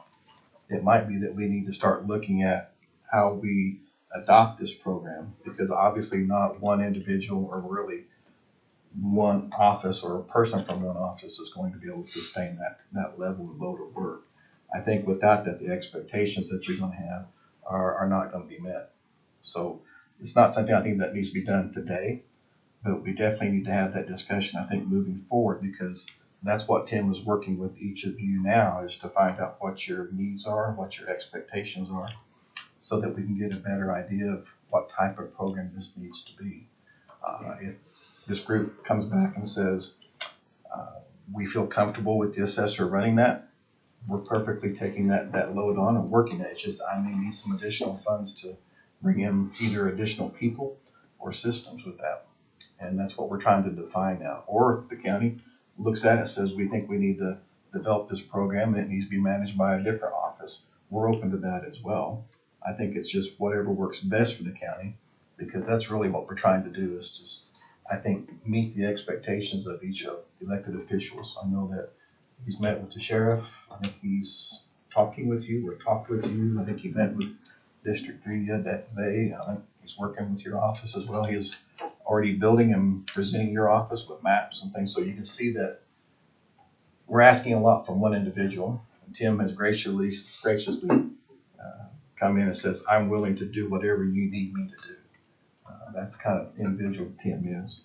But I do think it makes sense that if the county looks at an approach, that we look at the systems that are already in place. And if that's what you would like for us to do, we'd be happy to do that. Just moving forward, I just want to put that out there that we might need to talk about that, whether it's September supplement or now. I think that that's might be a really good time, because Tim would have a better understanding of what your goals are, what things need to be defined. So just putting that out there, that I'm not doing that right now, but I think we do need to address that at some point. Okay.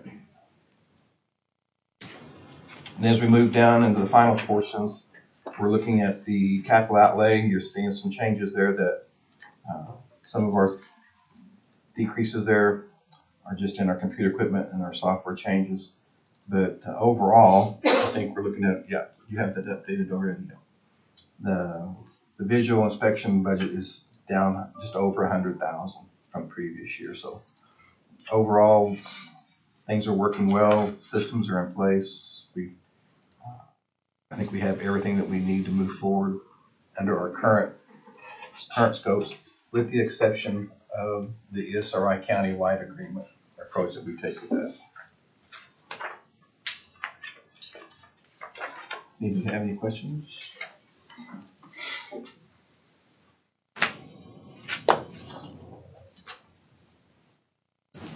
No? Thank you. And then the last one is this is our little revolving fee account. You'll see that these are things that when we sell data, money comes in and we can use this money for specific purposes. That specific purchase or purpose is to support our current mapping, our GIS systems. So we do sell data. And we do make a little bit of money, but it goes in to support the current programs and replace equipment as it's needed. Okay, any questions? If the clerk's office could make sure, can you send out the updated visual inspection estimate and needs to everybody? Appreciate it. All right, is there any questions? No questions. I didn't know if the chair would entertain a break. Yeah. Let's go ahead and get a motion on this one to receive. So moved. Second. Got a motion, a second to receive the estimate and need presentation from the assessor's office. All those in favor say aye. Aye. Any opposed? Ayes have it. Chrissy, what are you thinking about Just like on? 5 minutes. I mean, I don't.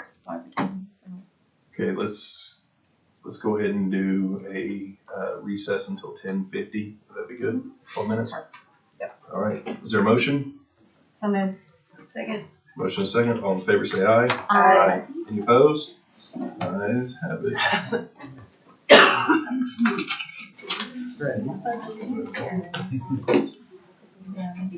What? We weren't there. I know.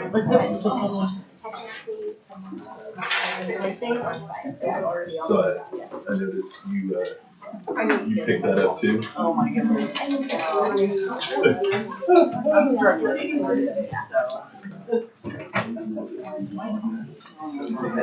Yes. Hey, Brandy. Ma'am. I know. I'm like, don't do that. I never thought I would feel bad. She is weird.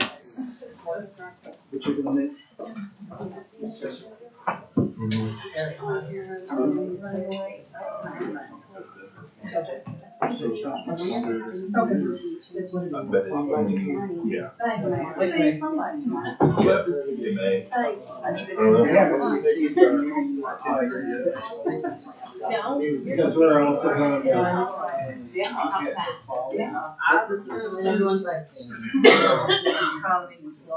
So overall, you're like on the total opposite way. We're busy than we've ever been. The more development, so more development, more permits, more meetings, publications. We don't have that. So she's in that, that's not where the workload is at. And it's only gonna increase. Unless something happens. But hey, we're paying for it. You don't want. You just tell me when to get on the plane and I'll. Got my passport and ready to go. I'll be there. Right here.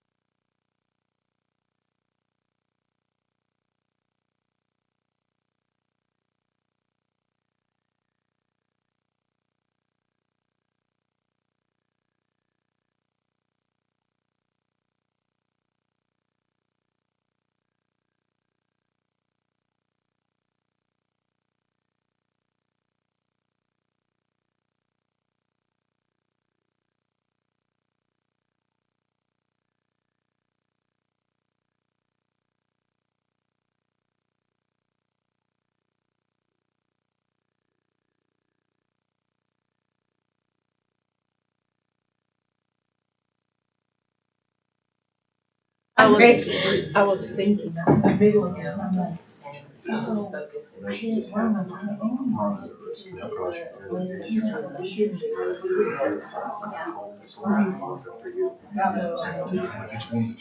Yeah. It's a bad thing. Legitimate. It is. Because they need to other shops, but there's no one. They don't want you to. Yeah, but you, I mean, you run into, yeah, what this trial thing is and what your So long was like, that's fine. classes are about. Like what kind of vendors it might be, summer questions. Better to err on the side of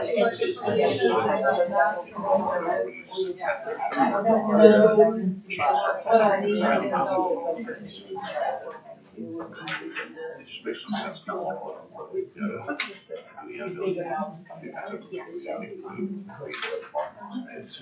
bad thing. That's what the system being in the industry of things is a game changer for us. That's where we see the benefits. That's just, I know there'll be more than that.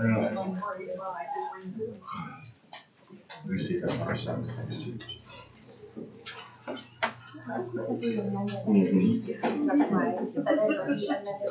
Yeah, tomorrow, on tomorrow's agenda, the correct version is on there. Like if you pull up, Oh. yeah, do it in function. No.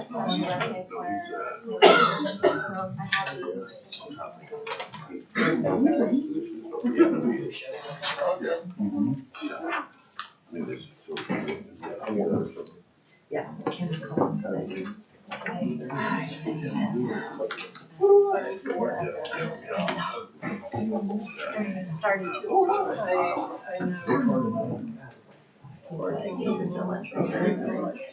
Oh, okay. I do some of that, but not very, not much on the radio. Which is right by Carrie.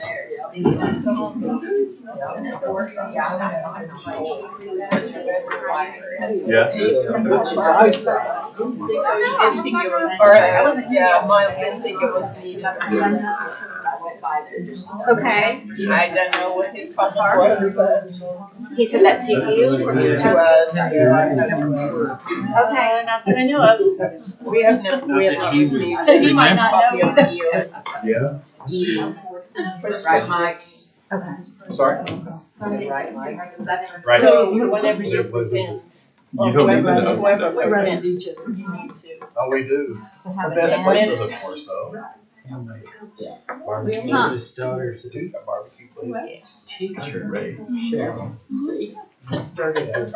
And then SWAT, he's 53, but he's SWAT was in the race guy. He's awesome. Yeah. He's awesome. Charlotte.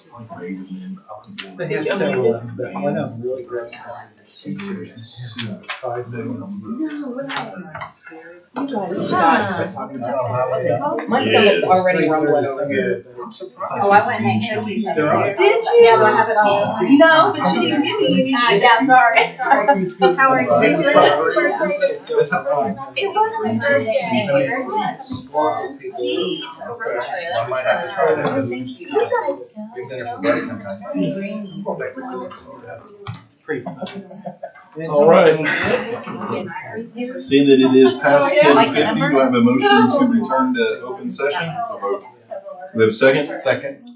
We got a motion and a second to return to open session. All those in favor say aye. Aye. Any opposed? Ayes have it. Okay, we are on item 9. Discussion possible action regarding FY 23-24 estimate needs for general government, commissioners, and economic development. Kelly? Good morning. Morning.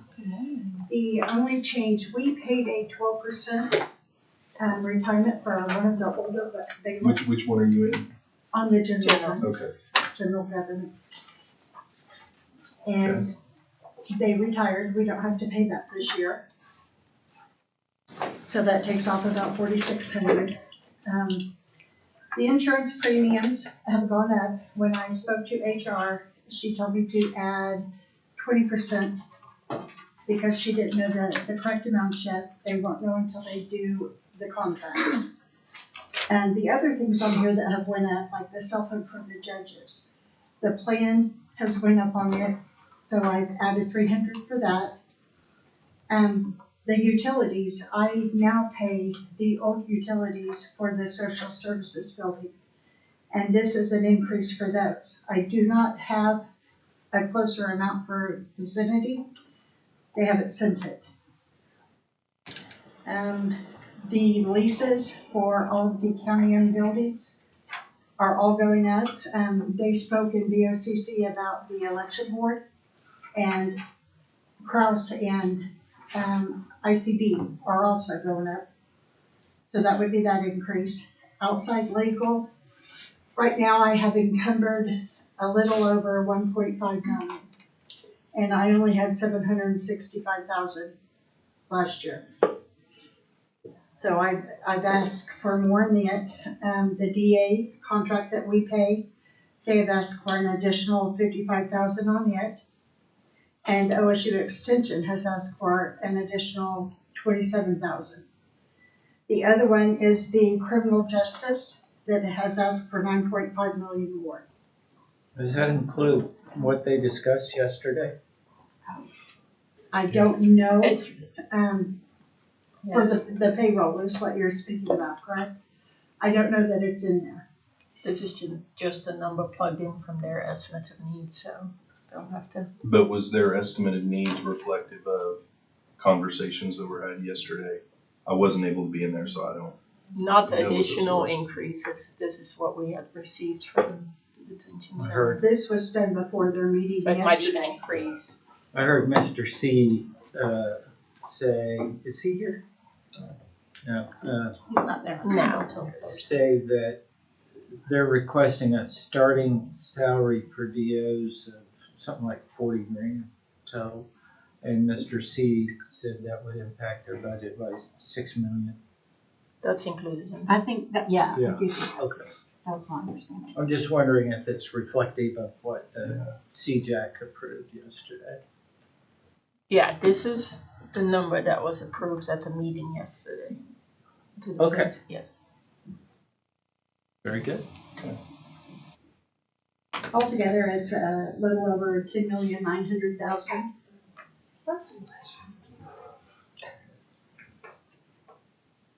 And 9 million, 9.5 is CJAC. Yes. Okay. Yes. Now that one's, for that fund I have on the side, looking to retire.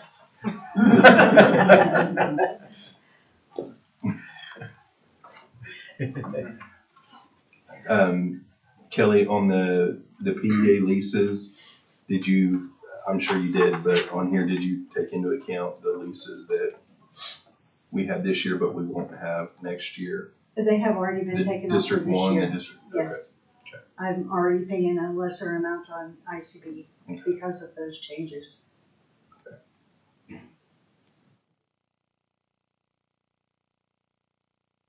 Alrighty. And do you have, well, I guess it's probably maybe more of a question for Keith, but you said you haven't received anything as far as the estimate on vicinity for next year. No, Do you I have have talked to him, I've emailed him, Micah has emailed him, Okay. and he has not received anything.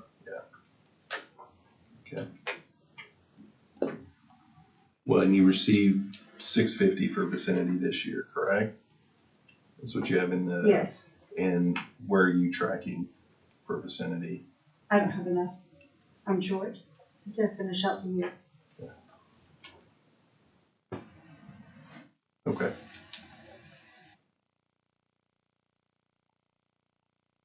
Anybody have any questions?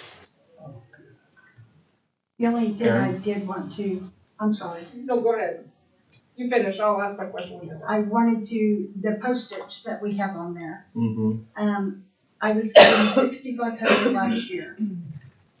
And it says on here 8,500, but the final budget for last year was 6,500. We went through that from July 18th until September, it was gone. I did another 5,000, it was gone. Altogether, I have done 12,500 now.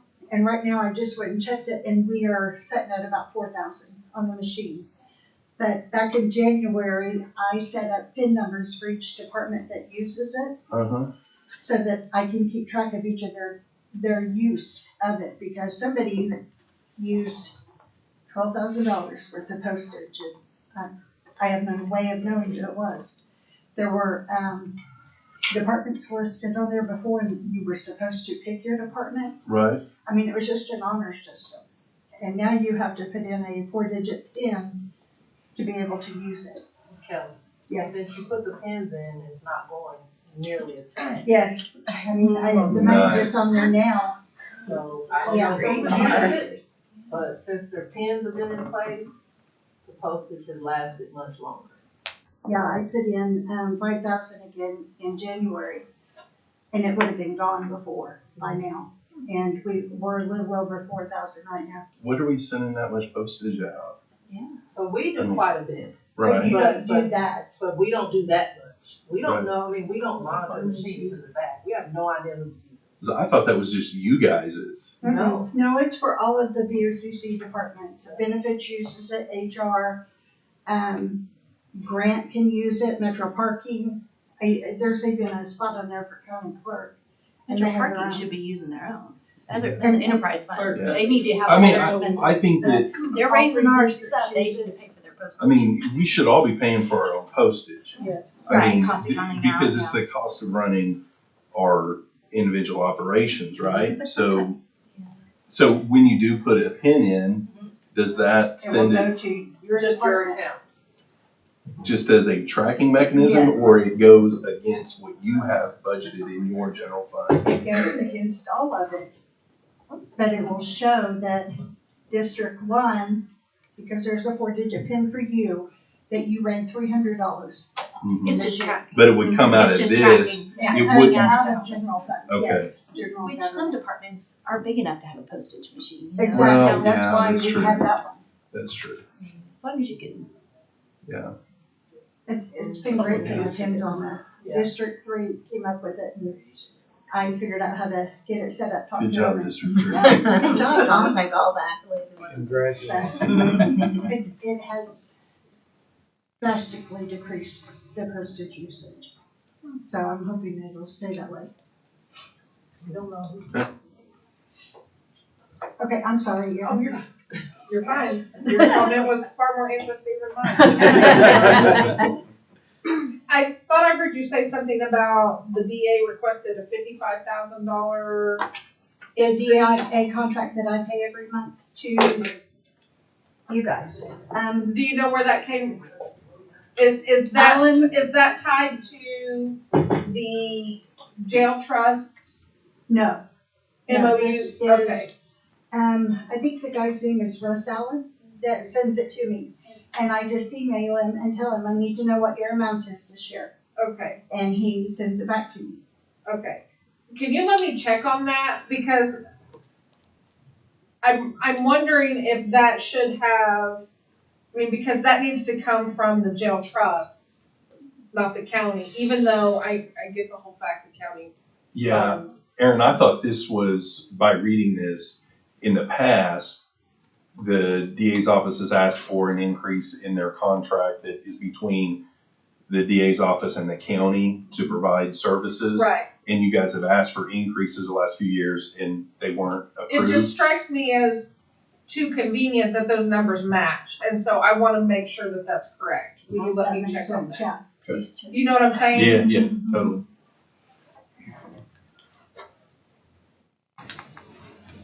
I'm glad to see the ESRI's picked up here in this part of it. So I'm just kind of going back over my portion of it and seeing what he's covered. Thank you. I wonder if the jail budget also had outside legal in it, and now that there's a contract with the DA, if that's been figured into there. My contracts are separate. I have a line item for outside legal that covers all of the attorneys. And then I have a line item for the DA contract. There's two separate accounts. So I don't know how theirs is set up, but that's how mine is set up. It's just they approved the DA contract yesterday in a meeting. For the jail trust, correct? Yes. I don't know if they have a line item on theirs. Be interesting to know in their budget.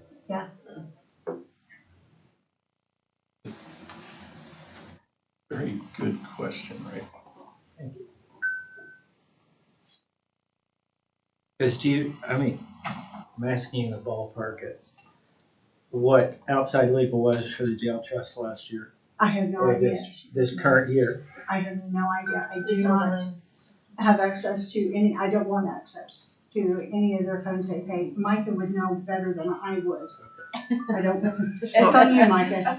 That's not my budget. It'd be good to know. Yeah. And I'm sure we could pull it up. I mean, you just have to run a year-to-date budget on Be good to know. Their financial reports were on there yesterday's.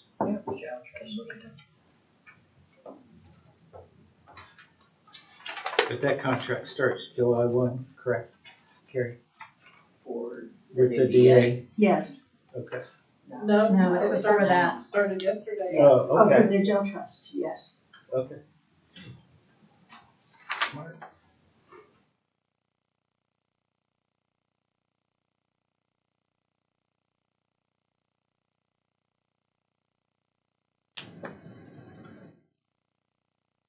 When will we know more about the insurance increase? 20% is probably And a little. to me, it's extremely high.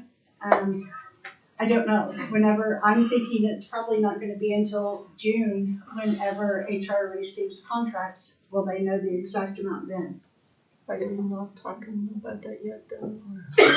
I email everybody who I pay something for on here, asking for the next fiscal year what they will need. And I was told to put 20% on there.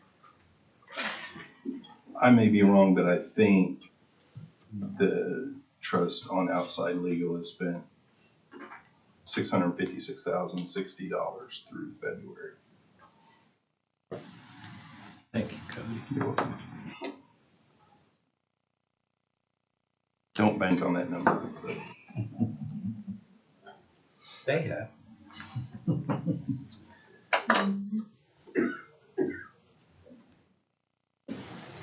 any other questions? I mean, I'm sure there will be significant questions as we move forward, but for today. All right, if not, is there a motion to receive? Oh, you've got more to go. Yes, I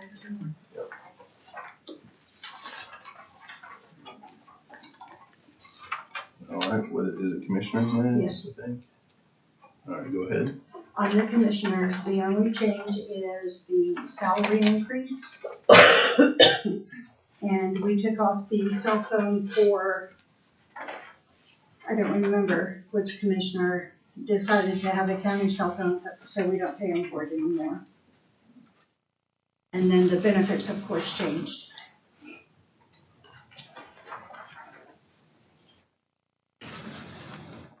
Everything else stayed the same, and the salaries were an increase of 16,000.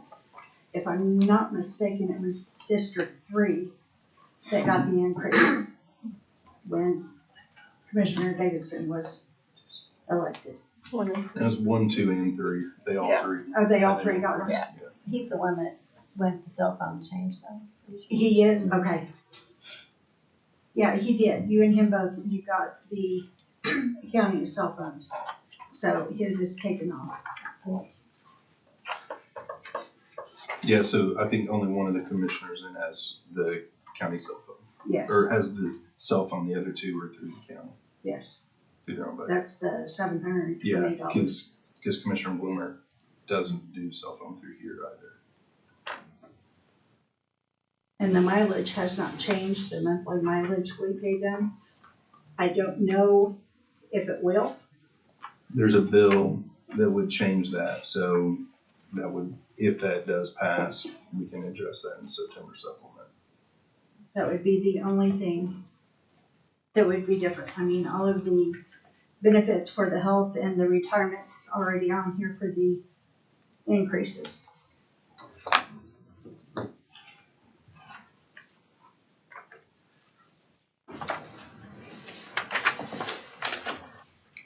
Okay, any questions? Seeing none. Economic development. I just spoke with Jessica and I have 200,000 on here for the next fiscal year and she has received the contract yesterday evening. And it's went up to 250,000. She has a letter that she can read with what all it covers, if you'd like to hear it. Well, right now, no, not necessarily. I think what approach we've taken in the past is we keep on there what the board has passed, which is 200,000 until BOCC changes that contract to 250. I mean, we don't. You know when you're putting it on board across the BOCC. I can put it in the next agenda, I don't know what the time is for. It doesn't go into effect until July 1st, correct? It's for our fiscal year. Yeah, we, in the last meeting. we So approved that last is something that can be done on the supplemental also, correct? Well, I mean, not, well, The reason I say that I mean, it is, depends on what you have in the M&O because we would have to, no, we couldn't. Because if we do the contract for 250, we need to encumber 250,000. The only thing you have in here is the 200,000. So if you had other things in M&O that would allow you to go ahead and encumber the full 250 and you've got other stuff that you don't have to encumber, I can tell you but that that's not they the case bill here. 6 months It behind. doesn't matter. Okay. We, Yeah, it has to be. our policy that we've been doing for the last 6 or 7 years is any contract that runs across the Board of County Commissioners needs to have an encumbrance attached to it So for I the need full to amount. raise this to the 250? No, not until we know that BOCC is going to, because BOCC may say, no, we're not gonna do a $250,000 contract. We've been doing 200,000, that's what we're comfortable doing. And then we've allocated $50,000 extra to a contract that the board didn't sign.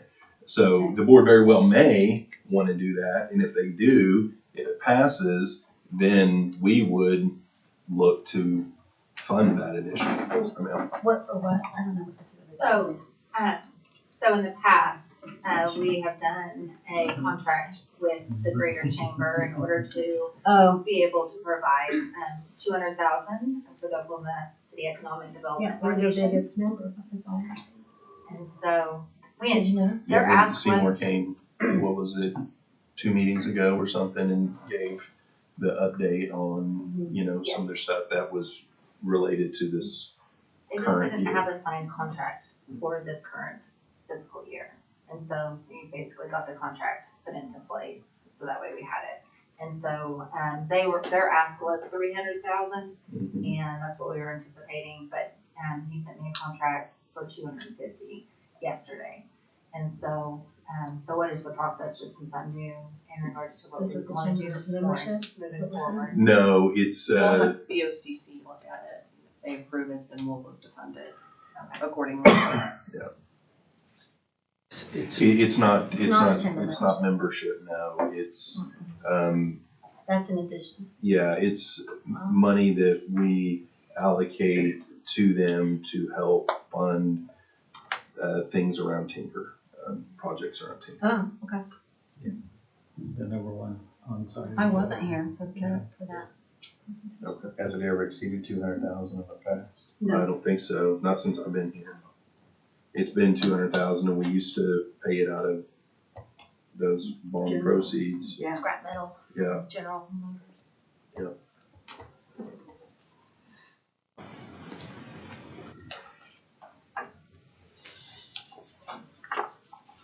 That's the only thing on this one. Yeah, Don, they have staff out there that works with their congressional delegation and they go out to DC and try to bring, you know, the Boeings and all the people. yeah, I think Very important. there's a policy and governance meeting next week. So you may want to put that on policy and governance. Okay, for them I to can do that, discuss. to discuss. Yeah. I'll do that.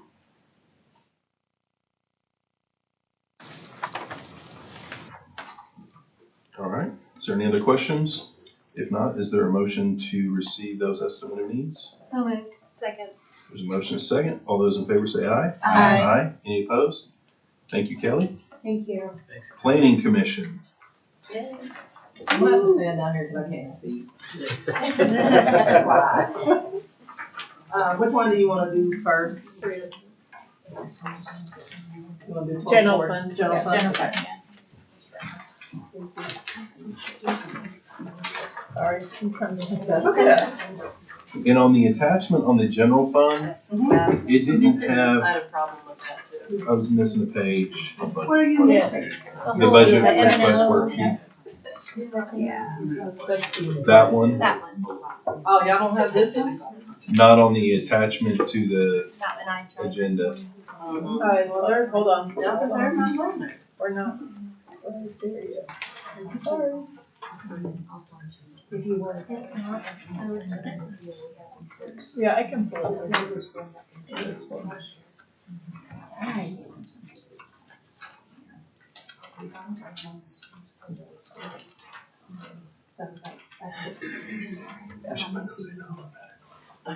Right. That's what I do anyway. Yeah, because I don't know all the The fund numbers numbers. and the funds, You yeah. don't know. I know it, yeah, I know it. I know, I'm such a Everyone smart. knows But then we'll miss. Yeah. we're missing. Well, I wrote it. I'm trying to remember my own. 1,001. Okay. I'll tap her. And then keep going. I mean, I know yours, and I know theirs. Well, This it's is where easy. 920, 910, Exactly. 920, 930. But that's about But it. that's it, yeah.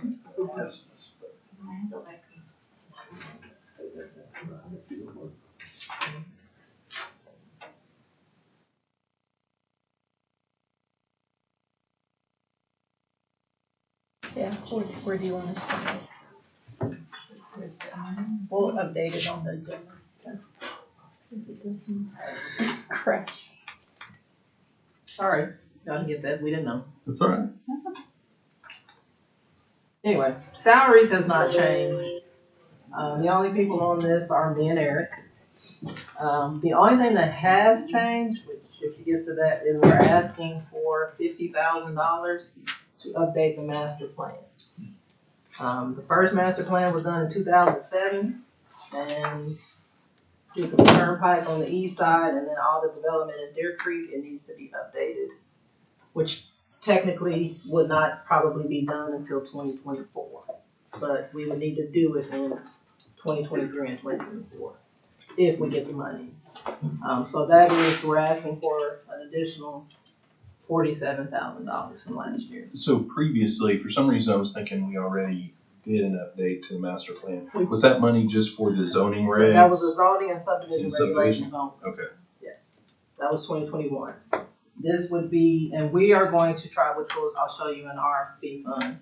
And it was the same amount, right? Before it was 50,000 for those two. No, I think you gave us 200,000 and we did 50. And you did the 50, okay. Yes. This should not be as much. We budgeted, we think between 120 and 130. We're gonna try to do the 80 and ask for the 50 from you guys.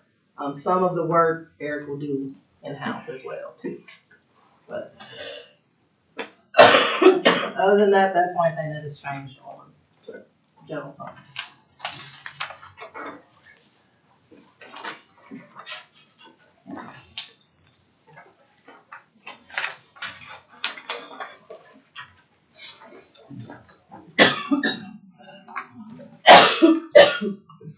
That's assessor.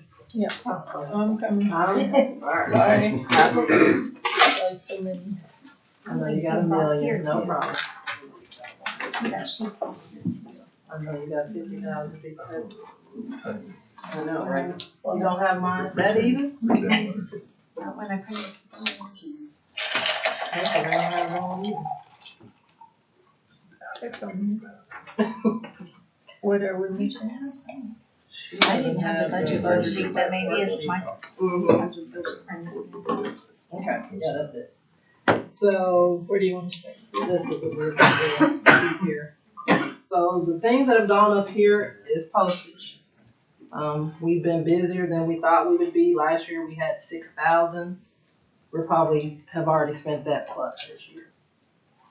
So when you say you've increased the busyness, for quite a while, we were able to planning was able to fund themselves, and we weren't using any general fund dollars. And then we moved to we were supplementing and you were Right. funding a lot of that yourself. And then we got to where we were kind of funding all of it through general fund because we had some time there where Right. you weren't getting as So many fees. right now, your funding is 2 salaries on general fund, which is me and Eric. This is everything else. This is special. Mhm. Right, this is our special revenue. So here's the 80 that we're trying to do the master plan, which if you gave us 50, we have the 80 here.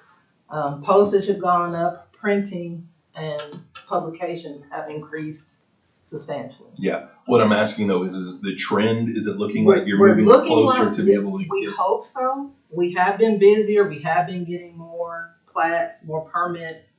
We just never know how long it's going Right. to last. So that's why we're trying to, while we have the money, do the master plan amendment. Mhm. We might not need money next year from the general fund. We don't know. I mean, we don't know what the what am I trying to say? Trends. With the interest rate rising, if people are gonna still wanna build, if you're gonna wanna plat, and that's where all of our money comes from. So, we do have, we'll go to salaries.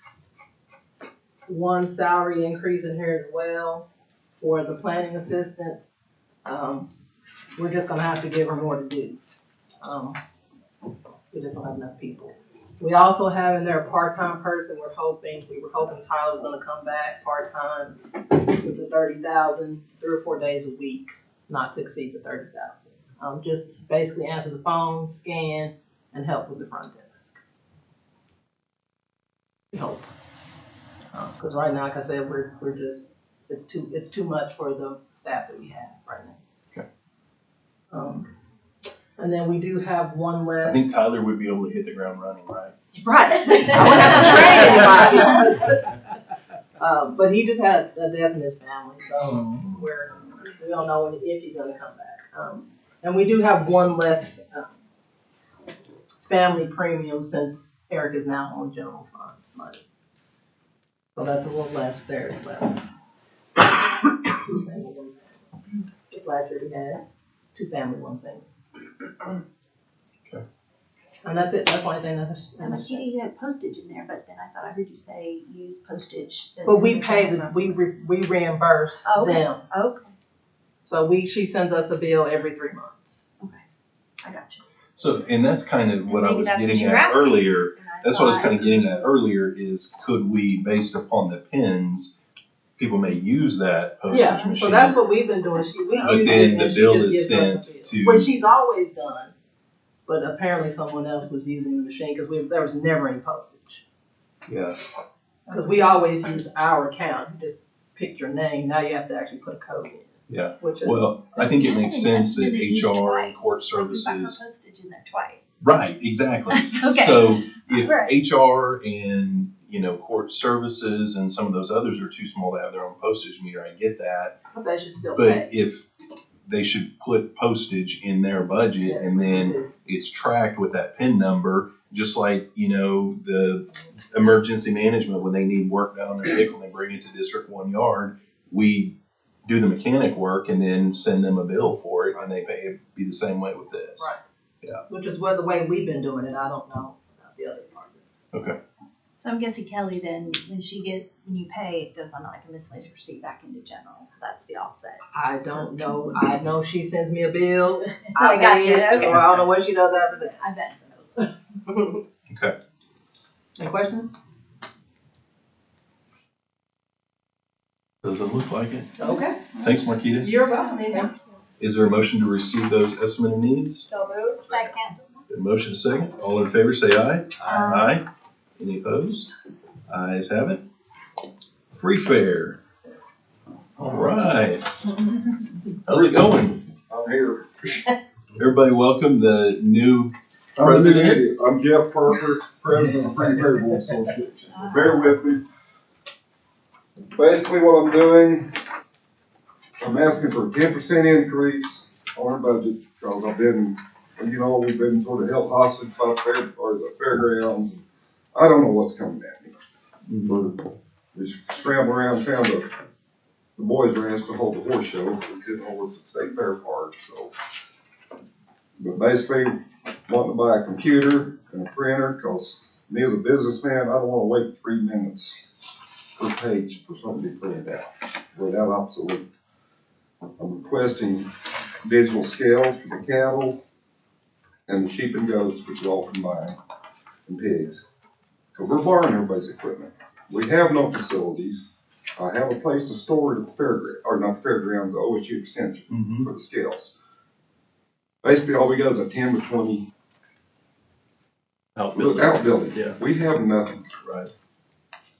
Something needs to change with these kids, the numbers keep going up. So, I guess we can almost set mercy on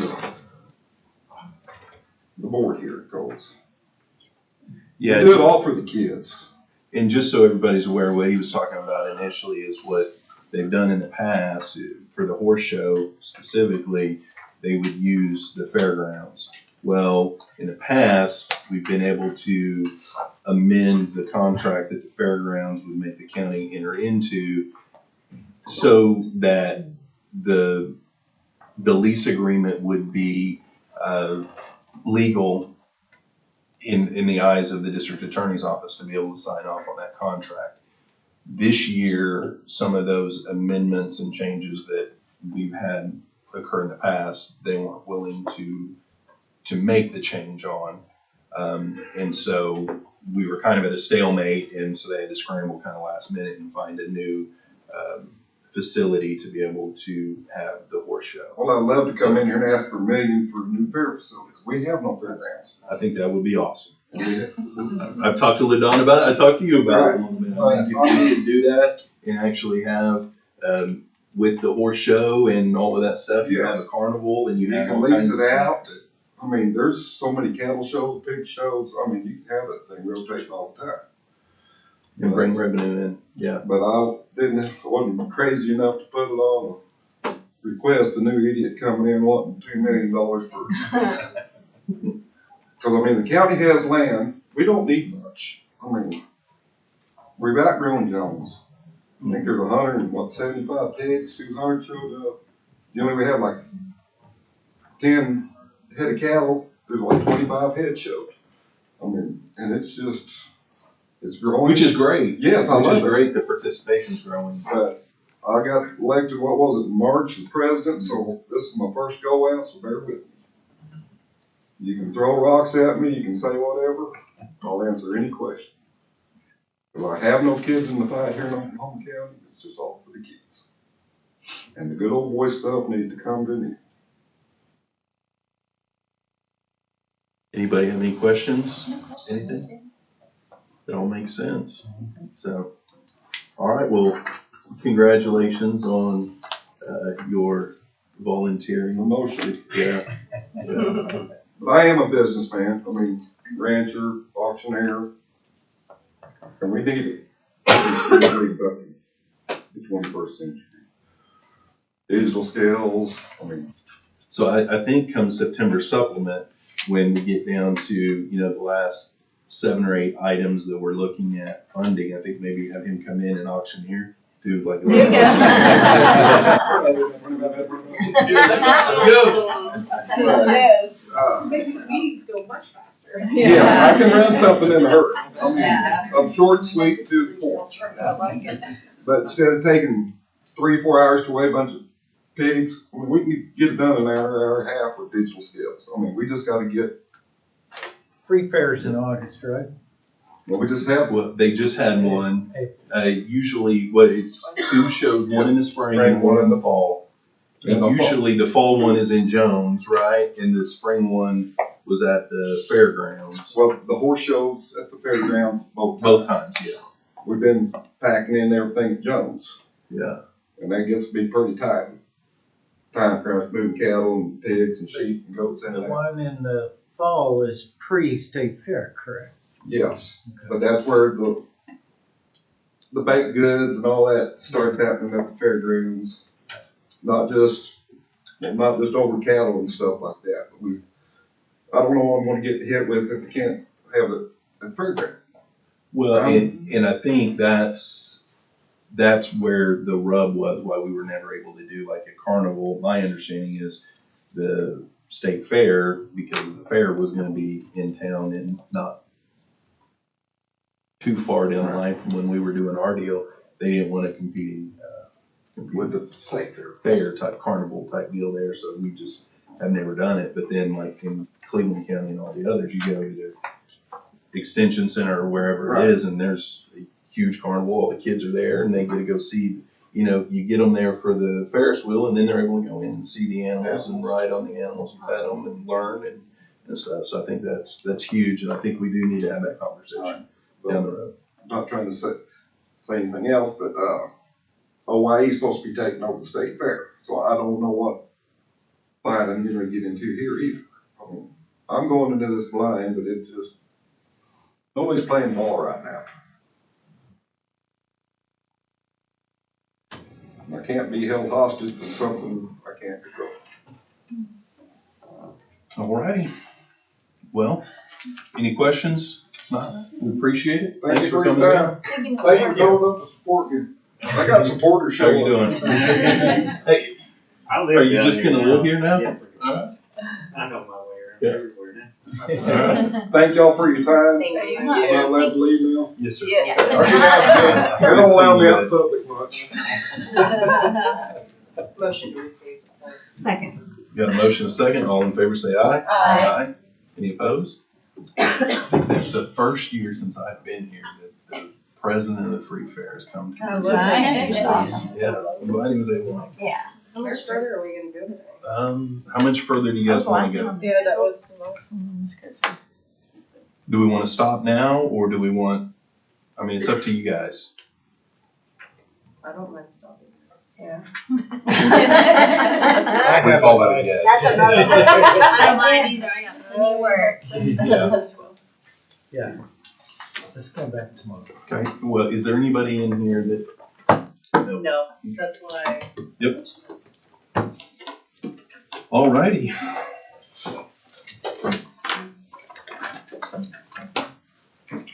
Seeing that, we will, I guess we don't have anything else on any of the other items, so is there any citizens that wish to participate?